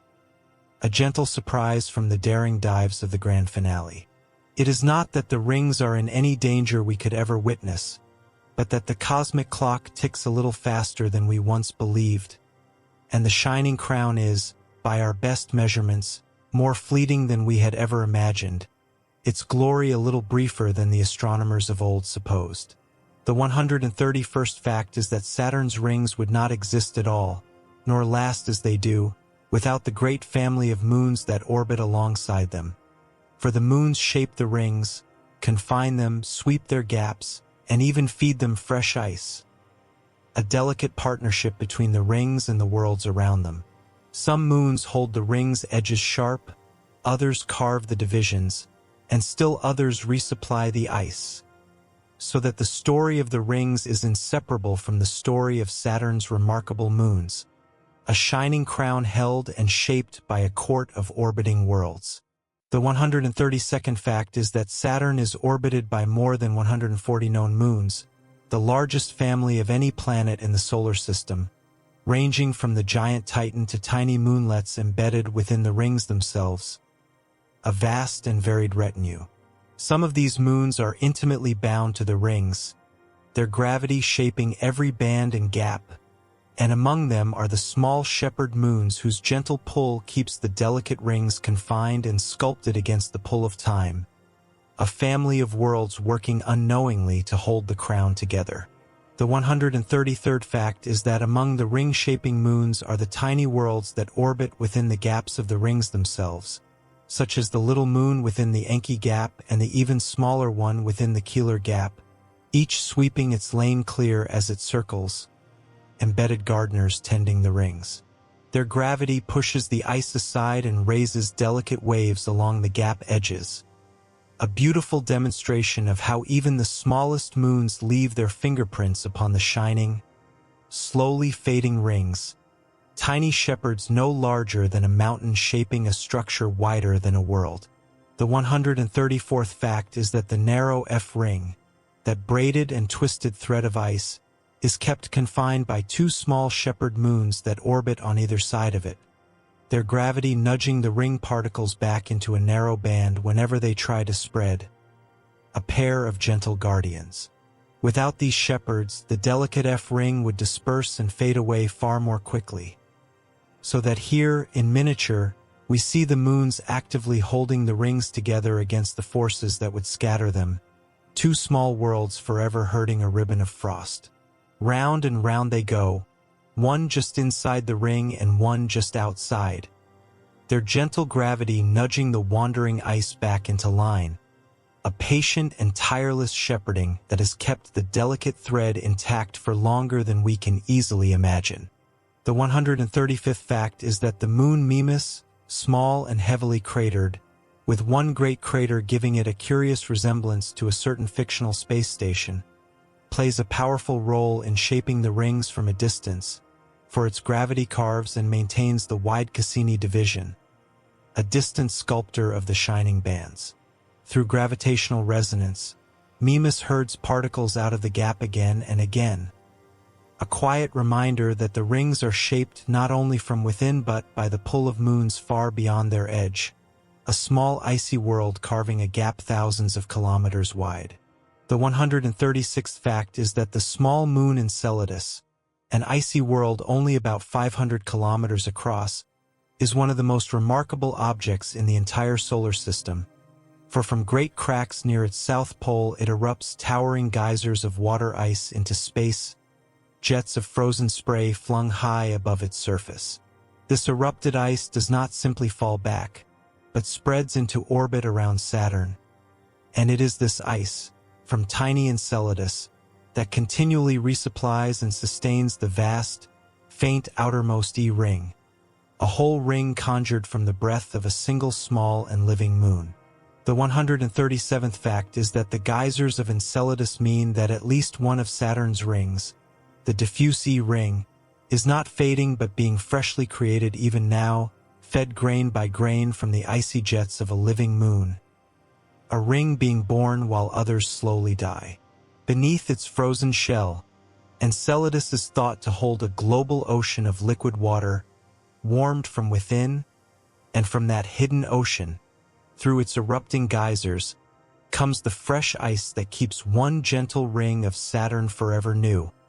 a spring of frost welling up from a buried sea. That a small and frozen moon should quietly give birth to a ring even as the great bright rings slowly fade is one of the loveliest balances in all the Saturn system, a gentle giving that answers, in its own small way, the gentle taking of the rain. The 138th fact is that Titan, the largest of Saturn's moons and the second largest in the whole solar system, is a world so big it is wrapped in a thick golden atmosphere denser than our own, with clouds and rain and rivers and seas. though of frigid liquid methane rather than water. Titan is too far out to shape the bright rings directly, yet its great mass anchors the whole Saturn system, and it stands as a reminder that Saturn's family holds not only fading rings but whole worlds of their own strange weather. A giant moon with lakes and clouds beneath an orange sky. On Titan it truly rains, though the rain is not of water but of gentle methane, falling softly through a thick and hazy air onto shores of frozen ground. A quiet echo, in another substance, of the very idea of rain that shapes this whole gentle night. The 139th fact is that the shepherd moons and the ring-embedded moonlets are, in a sense, engaged in a slow and losing battle against the disappearance of the rings, for while they can confine and sculpt the ice, they cannot stop the steady rain into the planet. They shape the crown but cannot save it. Their gravity holds the rings in their intricate patterns for now. But even the shepherds cannot prevent the electrified grains from slipping away down the magnetic field, and so the rings, for all their guardians, still fade, sculpted beautifully even as they are slowly lost. The 140th fact is that the moons and the rings together form a single, interconnected system, forever exchanging material and shaping one another, the moons feeding and sculpting the rings perhaps one day giving rise to new moonlets, a living, evolving realm of ice and rock. To understand the disappearance of the rings, one must see them not in isolation but as part of this whole family. A system born in some ancient event, changing endlessly and slowly, gently returning its ice to the golden planet at its heart, a single grand and quiet machinery of frost. The 141st fact is that the rings of Saturn, for all their apparent permanence in our night sky, are best understood as a fleeting phase in the long life of the planet, a shining interlude between a ringless past and a ringless future, here for a cosmic moment and no longer. To know this is not to diminish their wonder but to deepen it. For we are the fortunate ones, alive during the brief chapter in which Saturn wears its crown, watching a beauty that most of the planet's long history has never known and one day will not know again. The 142nd fact is that if the rings formed only a few 100 million years ago and will fade in another few 100 million, then their entire existence, from birth to disappearance, spans a period shorter than the age of many mountain ranges upon our own Earth. A brief bloom in the deep garden of time. The sun will still be shining, the planets still turning, long after the rings are gone. And yet, just now, at this particular moment, they are here and we can see them, and that is a quiet marvel worth holding gently in the mind as sleep draws near. The 143rd fact is that the slow disappearance of the rings unfolds across timescales so vast that human beings will never witness any noticeable change. For even across all of recorded history, the rings have looked essentially the same, unchanged since the first astronomer turned a telescope upon them. Every generation that has ever gazed at Saturn has seen the same shining crown, and every generation for millions of years to come will see it too. So gentle and so slow is the fading that we are following tonight, a disappearance that hides itself within the vastness of time. The 144th fact is that there is a beautiful humility in contemplating the ring's disappearance, for it reminds us that even the grandest and most permanent seeming features of the heavens are, in truth, temporary, that nothing, not even the crown of Saturn, lasts forever. The stars themselves will one day burn out, the galaxies drift apart, and the rings of Saturn, so glorious and so seemingly eternal, are simply a smaller, nearer example of the great truth that all things in the cosmos are passing, gently, through time, teaching us to hold lightly and to marvel deeply. The 145th fact is that to imagine the rings vanishing is also to imagine the astonishing fact that they were once not there at all, that Saturn spent billions of years as a bare golden globe before the rings appeared, and will spend billions more without them after they are gone. The rings are the exception, not the rule, in Saturn's long life, a brief and dazzling ornament, and we happen to live in exactly the narrow window of time when the ring planet is truly ringed. a coincidence so fortunate it can only be met with quiet gratitude. Of all the countless nights in the long life of Saturn, we happen to be awake and watching during the ones in which it is crowned, and there is a soft and steadying joy in simply resting inside that good fortune tonight. The 146th fact is that the discovery that the rings are young and fading has, in a sense, made them more precious to us, for a permanent thing can be taken for granted, while a fleeting thing invites us to cherish it, and so astronomers speak of the rings now with a certain tenderness. Knowing that they are a passing wonder, we look upon them with fresh eyes, grateful to share the cosmos with them, however briefly, in the vast and patient sweep of cosmic time, loving them the more for knowing they will one day be gone. The 147th fact is that as the ice of the rings rains down into Saturn, it does not simply vanish but becomes part of the planet, its water mingling into the atmosphere, seeding the golden air with the substance of the fallen crown. So that in a gentle way, the rings live on within the planet even after they are gone. Nothing is truly lost, only transformed. The shining ice becoming vapor in Saturn's sky, the crown dissolving into the very world it once encircled,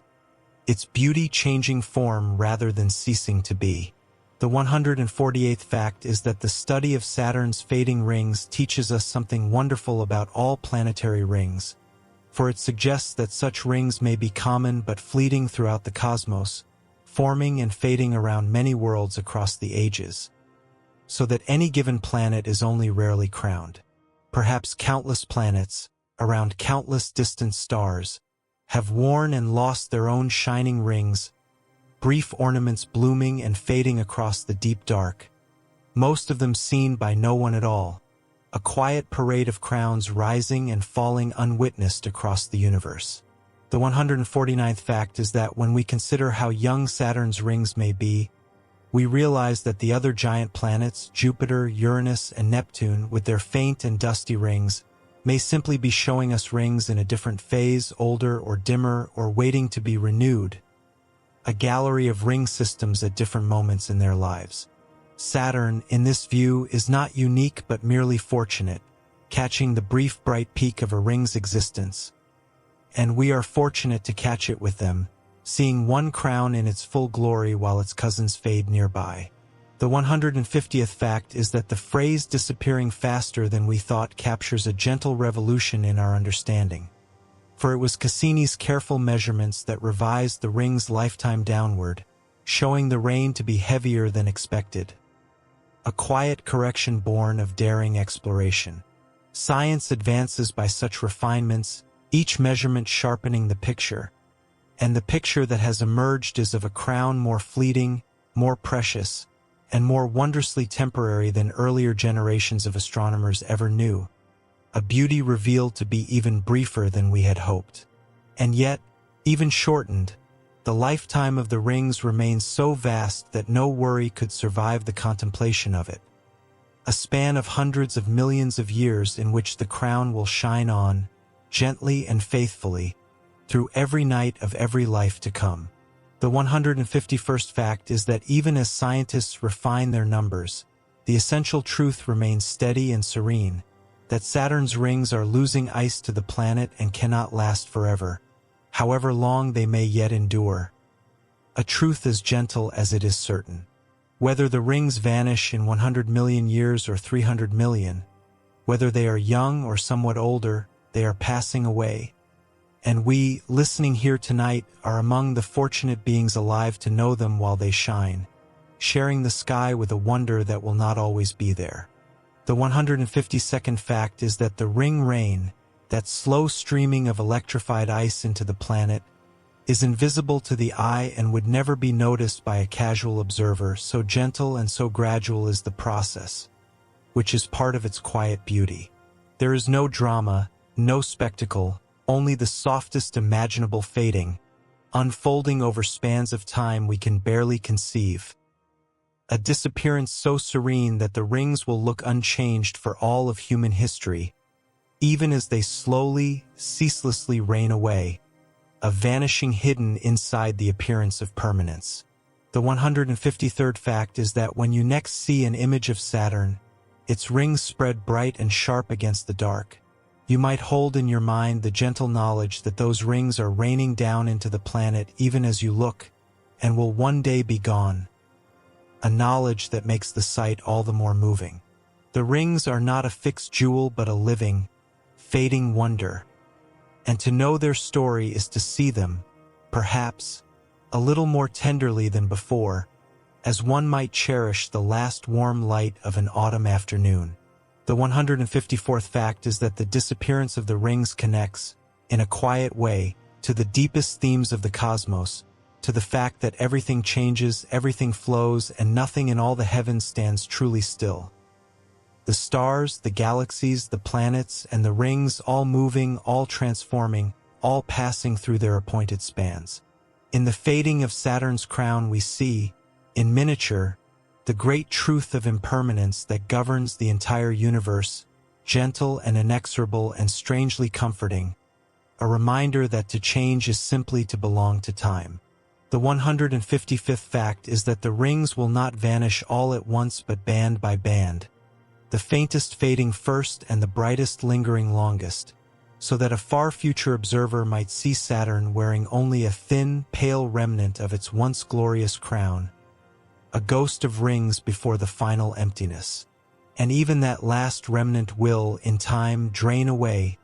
until Saturn turns bare and golden in the dark, its rings a memory written only in the atmosphere they enriched as they fell, and in whatever records their brief witnesses may have left behind. The 156th fact is that if intelligent beings still watch the skies hundreds of millions of years from now, whoever or whatever they may look upon a Saturn much diminished, its rings faded to a fraction of what we see tonight, and they may wonder at old images of the ringed planet in its glory. We, in this age, are the keepers of the memory of the full and shining rings, the fortunate witnesses of a crown that later ages may know only through our records, custodians of a splendor whose full brightness will belong only to our time. The 157th fact is that there is a gentle irony in the ring's fate, that the very forces which hold the rings so beautifully flat and bright, the gravity and the magnetism of Saturn, are also the forces that slowly draw them away, so that the planet both crowns and consumes itself. The rings owe their shape and their splendor to Saturn, and to Saturn they slowly return. A single embrace of creation and dissolution, playing out across the patient ages in the quiet dark,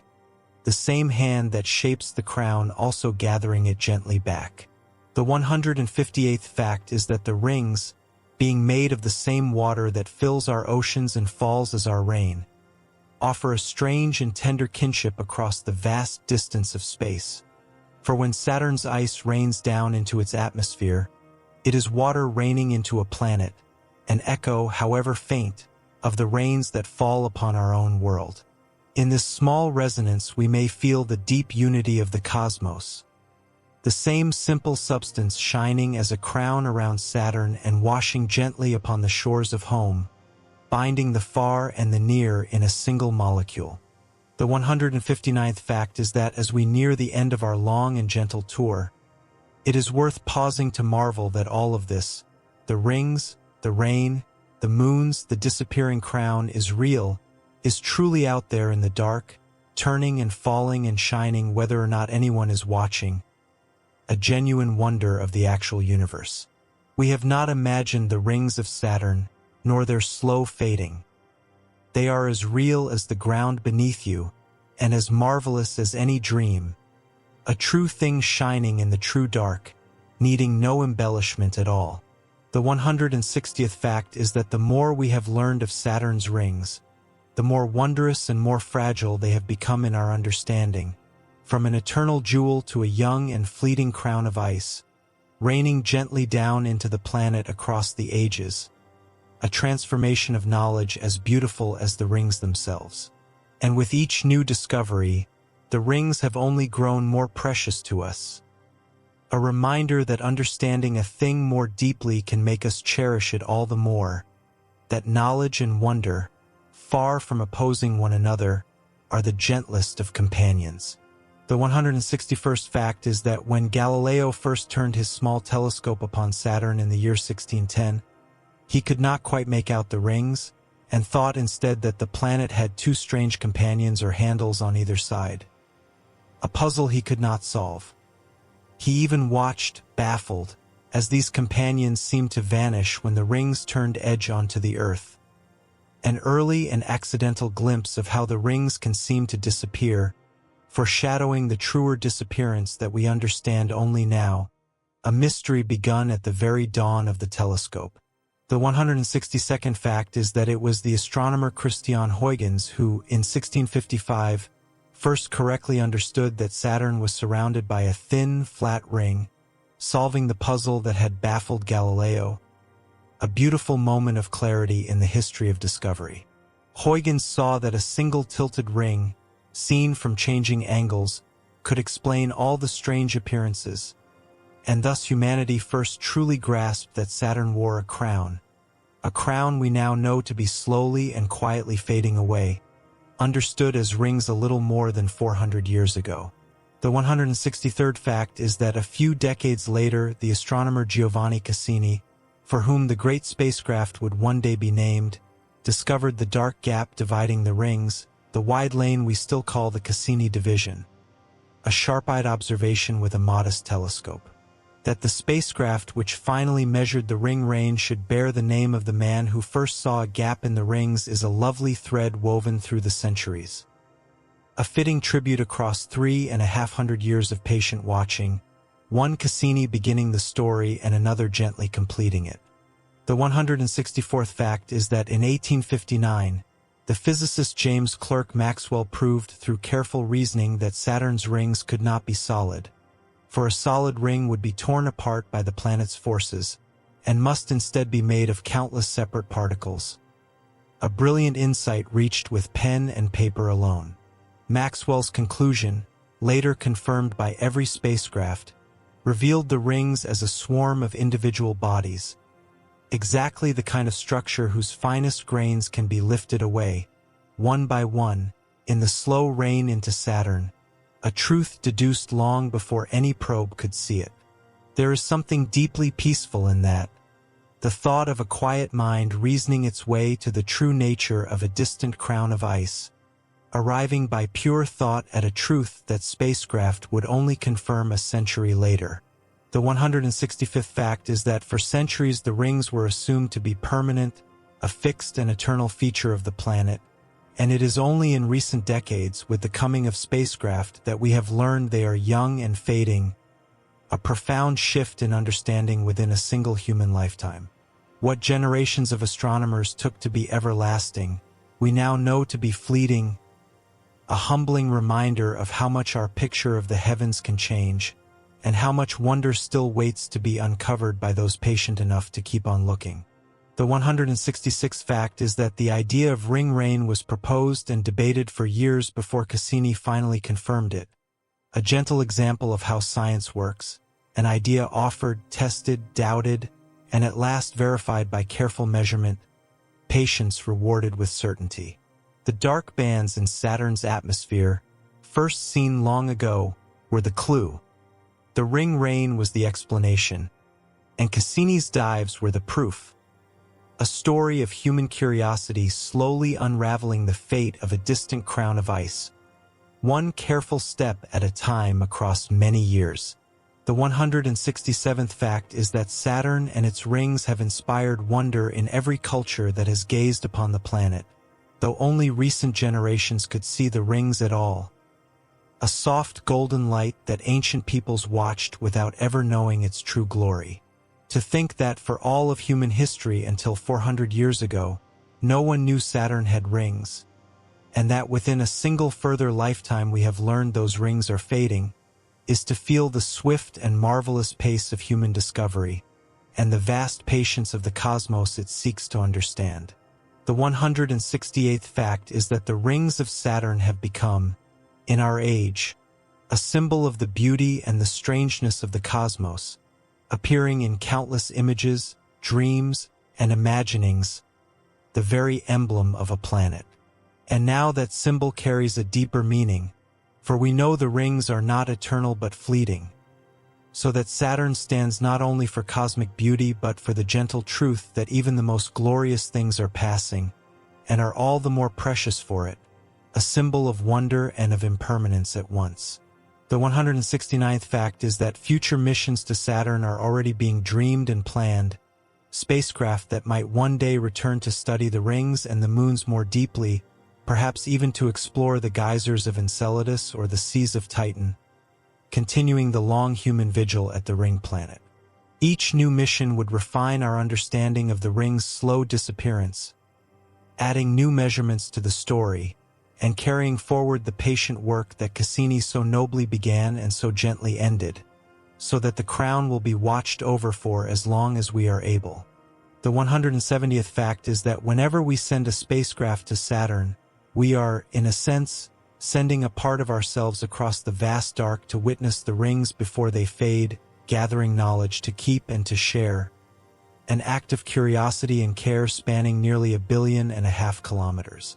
In studying the disappearing rings, we are recording a wonder for all who come after us, so that even when the rings are gone, the memory of their glory will endure in the knowledge we have gathered, a gift from our brief age to all the ages that will follow. The 171st fact is that the story of Saturn's rings is, in the end, a story about time, about how even the heavens change slowly and gently, across spans so vast they dissolve the very meaning of the word. Deep time, cosmic time, the patient turning of the ages. The rings remind us that we live within a river of time far grander than our brief lives, and that to glimpse a fleeting wonder like the rings is a rare and precious gift, offered only to those who happen to be alive at the right cosmic moment, as we, tonight, so gently are. The 172nd fact is that against the deep clock of the universe, the rings of Saturn are like a snowfall that will melt by afternoon, beautiful and brief, here for a season and then gone. Though that season is measured in hundreds of millions of years. To hold both scales in the mind at once, the human and the cosmic, is a gentle and humbling exercise,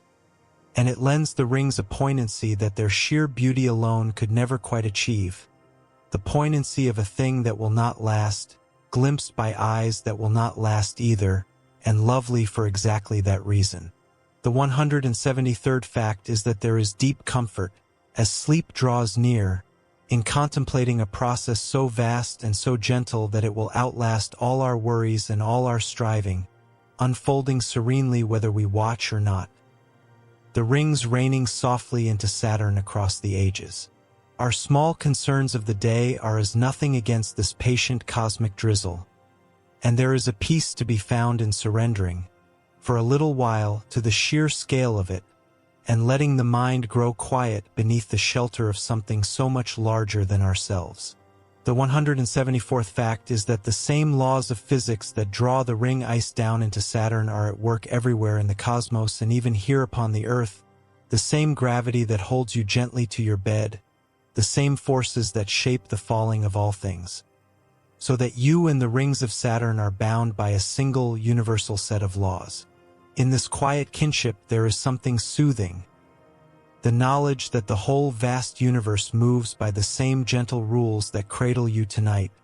holding you as surely as they hold the falling frost of Saturn. The 175th fact is that as the rings slowly rain away, they enrich Saturn's atmosphere with water,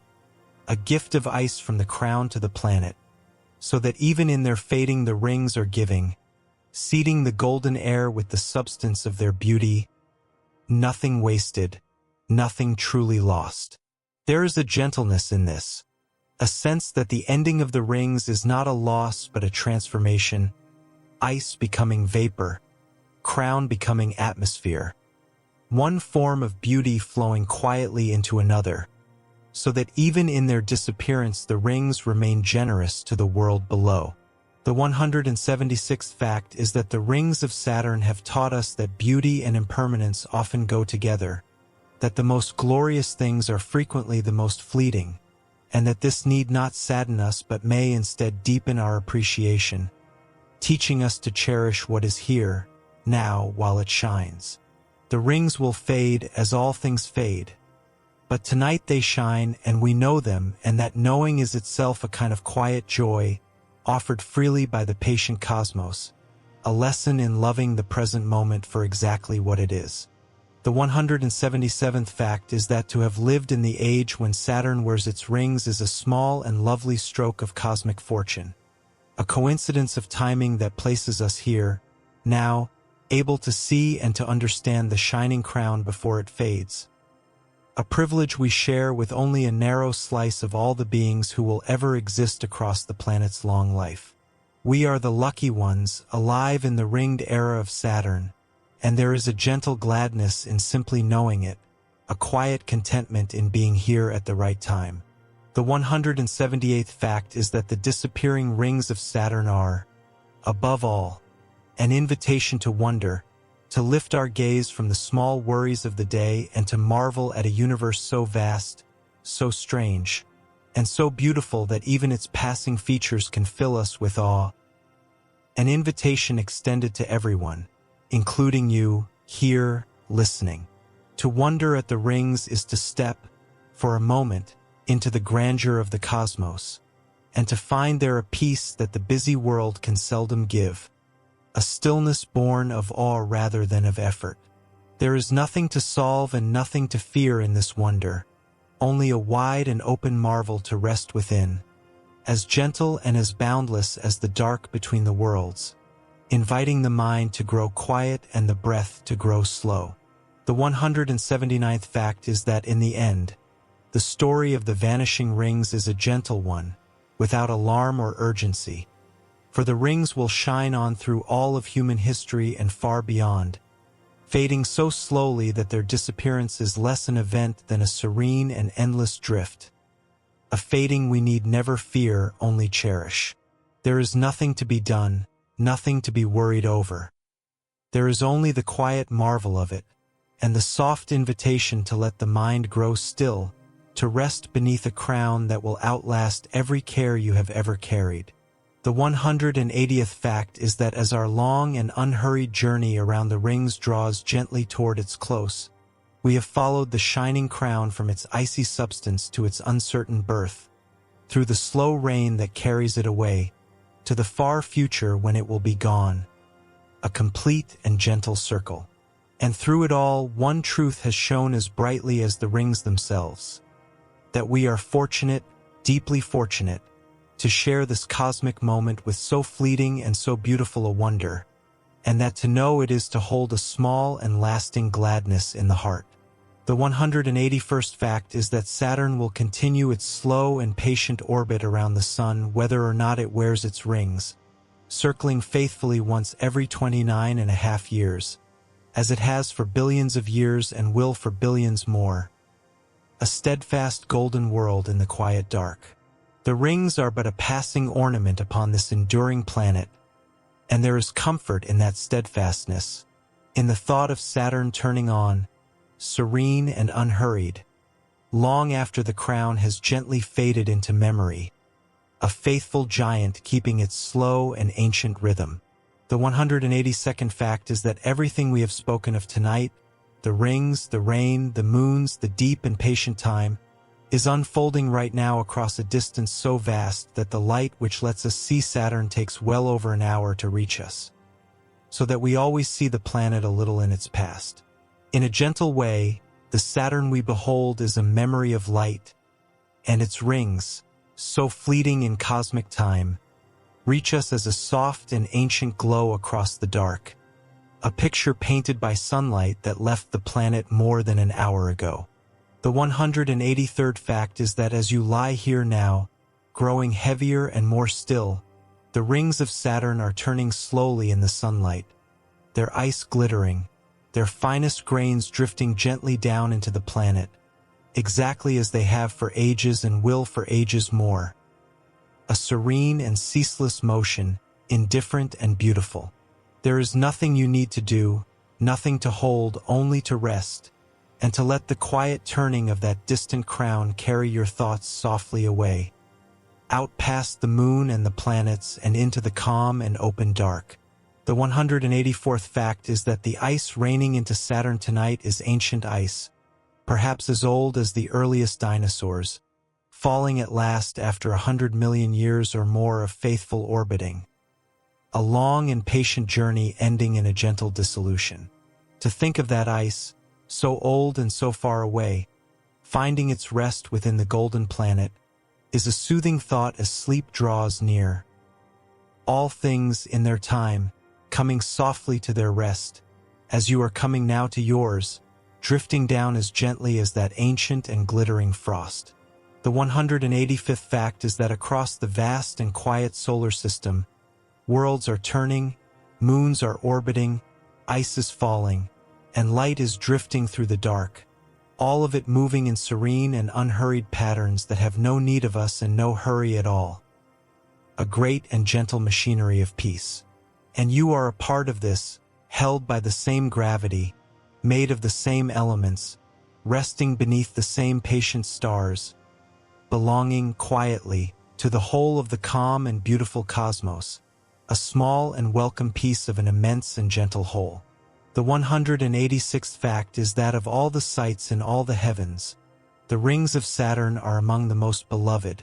and to have carried you gently around them tonight, one soft fact at a time, has been a quiet privilege, a slow drift through wonder, meant only to soothe and to still. There is nothing more to learn now, nothing more to hold. The tour is nearly done, and all that remains is to let go, and to sink softly towards sleep, cradled by the memory of that shining, fading crown of ice turning far away in the dark. The 187th fact is that the disappearance of the rings, so slow and so gentle, might be thought of as the softest event in all the cosmos, a fading measured not in moments but in ages, so tender that it will never disturb a single night's sleep across all of human history, a vanishing as quiet as a whisper. Let that gentleness settle over you now, the sense that even the great changes of the universe unfold with infinite patience, and that you, too, may rest without any hurry at all, softly, slowly, in your own good time. The 188th fact is that the water that will one day be the last of Saturn's rings is falling even now, grain by grain, into the golden atmosphere, a slow returning of ice to the planet that will continue serenely through every night you will ever sleep and every dawn you will ever wake. A constancy beyond all counting. In that ceaseless, gentle falling there is a lullaby of sorts, the softest rain in all creation, drifting endlessly down into the quiet golden dark, a rhythm as steady and as soothing as your own slow breathing now. The 189th fact is that as your breathing slows and your body grows heavy, you might imagine yourself drifting alongside the rings of Saturn, weightless and calm,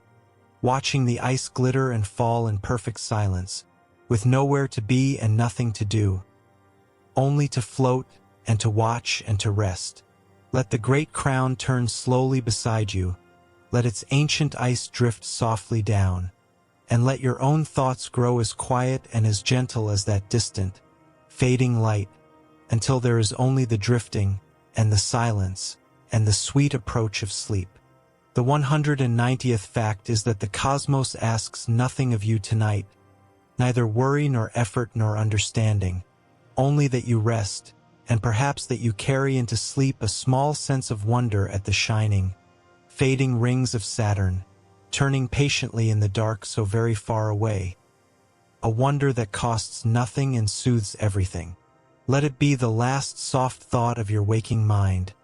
the image of that quiet crown of ice, gently and endlessly raining down, growing dimmer and softer as you slip at last beneath the surface of sleep. The 191st fact is that the rings of Saturn have been shining above us through all the ages of humankind, through every joy and every sorrow of every life that has ever been lived, turning serenely on, indifferent to our troubles and generous with their beauty. A steady presence in an ever-changing world. And they will shine on still, long after this night has passed and been forgotten. So let their steadfast, gentle light be a comfort to you now, as you drift toward rest, a distant and faithful glow watching over the quiet dark in which you sleep. The 192nd fact is that in the great sweep of cosmic time, our whole lives are but the briefest sparkle, shorter to the rings of Saturn than a single day is to us. And there is a deep peace in that smallness, a freedom from the weight of every worry. For against such vastness, all our cares grow gentle and soft. Let yourself feel small in the kindest way tonight, a small and quiet part of an immense and beautiful universe, cradled by its patient laws, held gently in the vast and tender dark that holds the falling rings as well. The 193rd fact is that to have spent this long in quiet while contemplating a distant crown of ice, slowly raining into a golden planet nearly 1.5 billion kilometers away, is to have given the mind a rest from the nearness of daily life, a gentle vacation into the vast and the serene, and that is exactly what these hours are for. There is no lesson to remember, no task to complete. There is only the drifting and the wonder and the coming of sleep and the soft assurance that all is well and that you may let go now, completely. The 194th fact is that the same darkness that fills the space between Saturn and the Sun fills the room around you now. A soft and gentle dark that asks only for stillness, that invites the body to grow heavy and the mind to grow quiet. The same peaceful dark in which the rings turn and the ice falls. Let that darkness be a friend to you tonight, a soft and open space in which to rest, as boundless and as calm as the space between the worlds, holding you as gently as it holds the shining, fading crown of Saturn. The 195th fact is that everything we have wondered at tonight, the rings and their rain, the moons and their ice, the deep and patient ages, will go on unfolding in perfect serenity while you sleep, needing nothing from you, waiting for nothing, a universe entirely at peace with its own slow becoming. You may let go completely now, knowing that the cosmos will keep turning gently without your watching, and that you have earned this rest, and that all is well and calm and quiet, and that the distant rings will glitter on while you dream. The 196th fact is that the rings of Saturn, shining and fading in the dark, are a reminder that it is possible to be beautiful and impermanent at once, to shine brightly for a time and then to soften gently away, and that there is grace in this, not sorrow, a grace we might carry into our own lives and into sleep. Let the thought of that graceful fading soothe you now, the ice drifting softly down, the crown gently loosening, all of it serene and unhurried, and at peace, as gentle as the slow surrender of your own waking mind to rest. The 197th fact is that as sleep draws close, you might let the image of Saturn's rings dissolve slowly in your mind, the bright bands softening, the glittering ice growing dim and gentle, until there is only a soft golden glow drifting somewhere far away in the dark, a fading light to carry you across the threshold of sleep. There is nothing more to hold, nothing more to know. The tour is done, and the quiet is here, and it is time simply to rest, to let the last soft glow of that distant crown fade gently into the dark of dreams. The 198th fact is that in the deep dark far beyond the Earth, Saturn is turning even now, its ancient rings glittering in the distant sunlight, its ice falling silently and gently into the golden atmosphere, exactly as it will keep on doing through this night and every night to come. A serene and endless motion, asking nothing, offering only peace. Let that faraway turning be the last gentle rhythm your mind follows, slow and soft and unhurried, as you sink deeper towards sleep, drifting down as quietly as the ancient frost that falls forever into Saturn. The 199th fact is that we have drifted together, all this long and quiet while, around the shining and fading rings of a distant golden world, and now our gentle journey is nearly at its end, and there is nothing left to do but to breathe and to soften, and to let the calm and open dark carry you the rest of the way, into the deep and peaceful rest you so richly deserve. The rings will keep their slow and patient turning, You need only rest and let go, and let the quiet gather softly all around you now. The 200th fact is that as you drift now into sleep, the rings of Saturn continue their slow and serene dance far away in the dark, their ancient ice glittering and gently falling, a fleeting crown of frozen water that we are fortunate beyond measure to share the sky with, for this brief and shining cosmic moment. A quiet wonder turning patiently through the ages, indifferent and beautiful, and entirely at peace. And so are you now, soft and still and safe beneath the same vast and gentle stars. Rest now, sleep well, and thank you for drifting with me beyond the stars.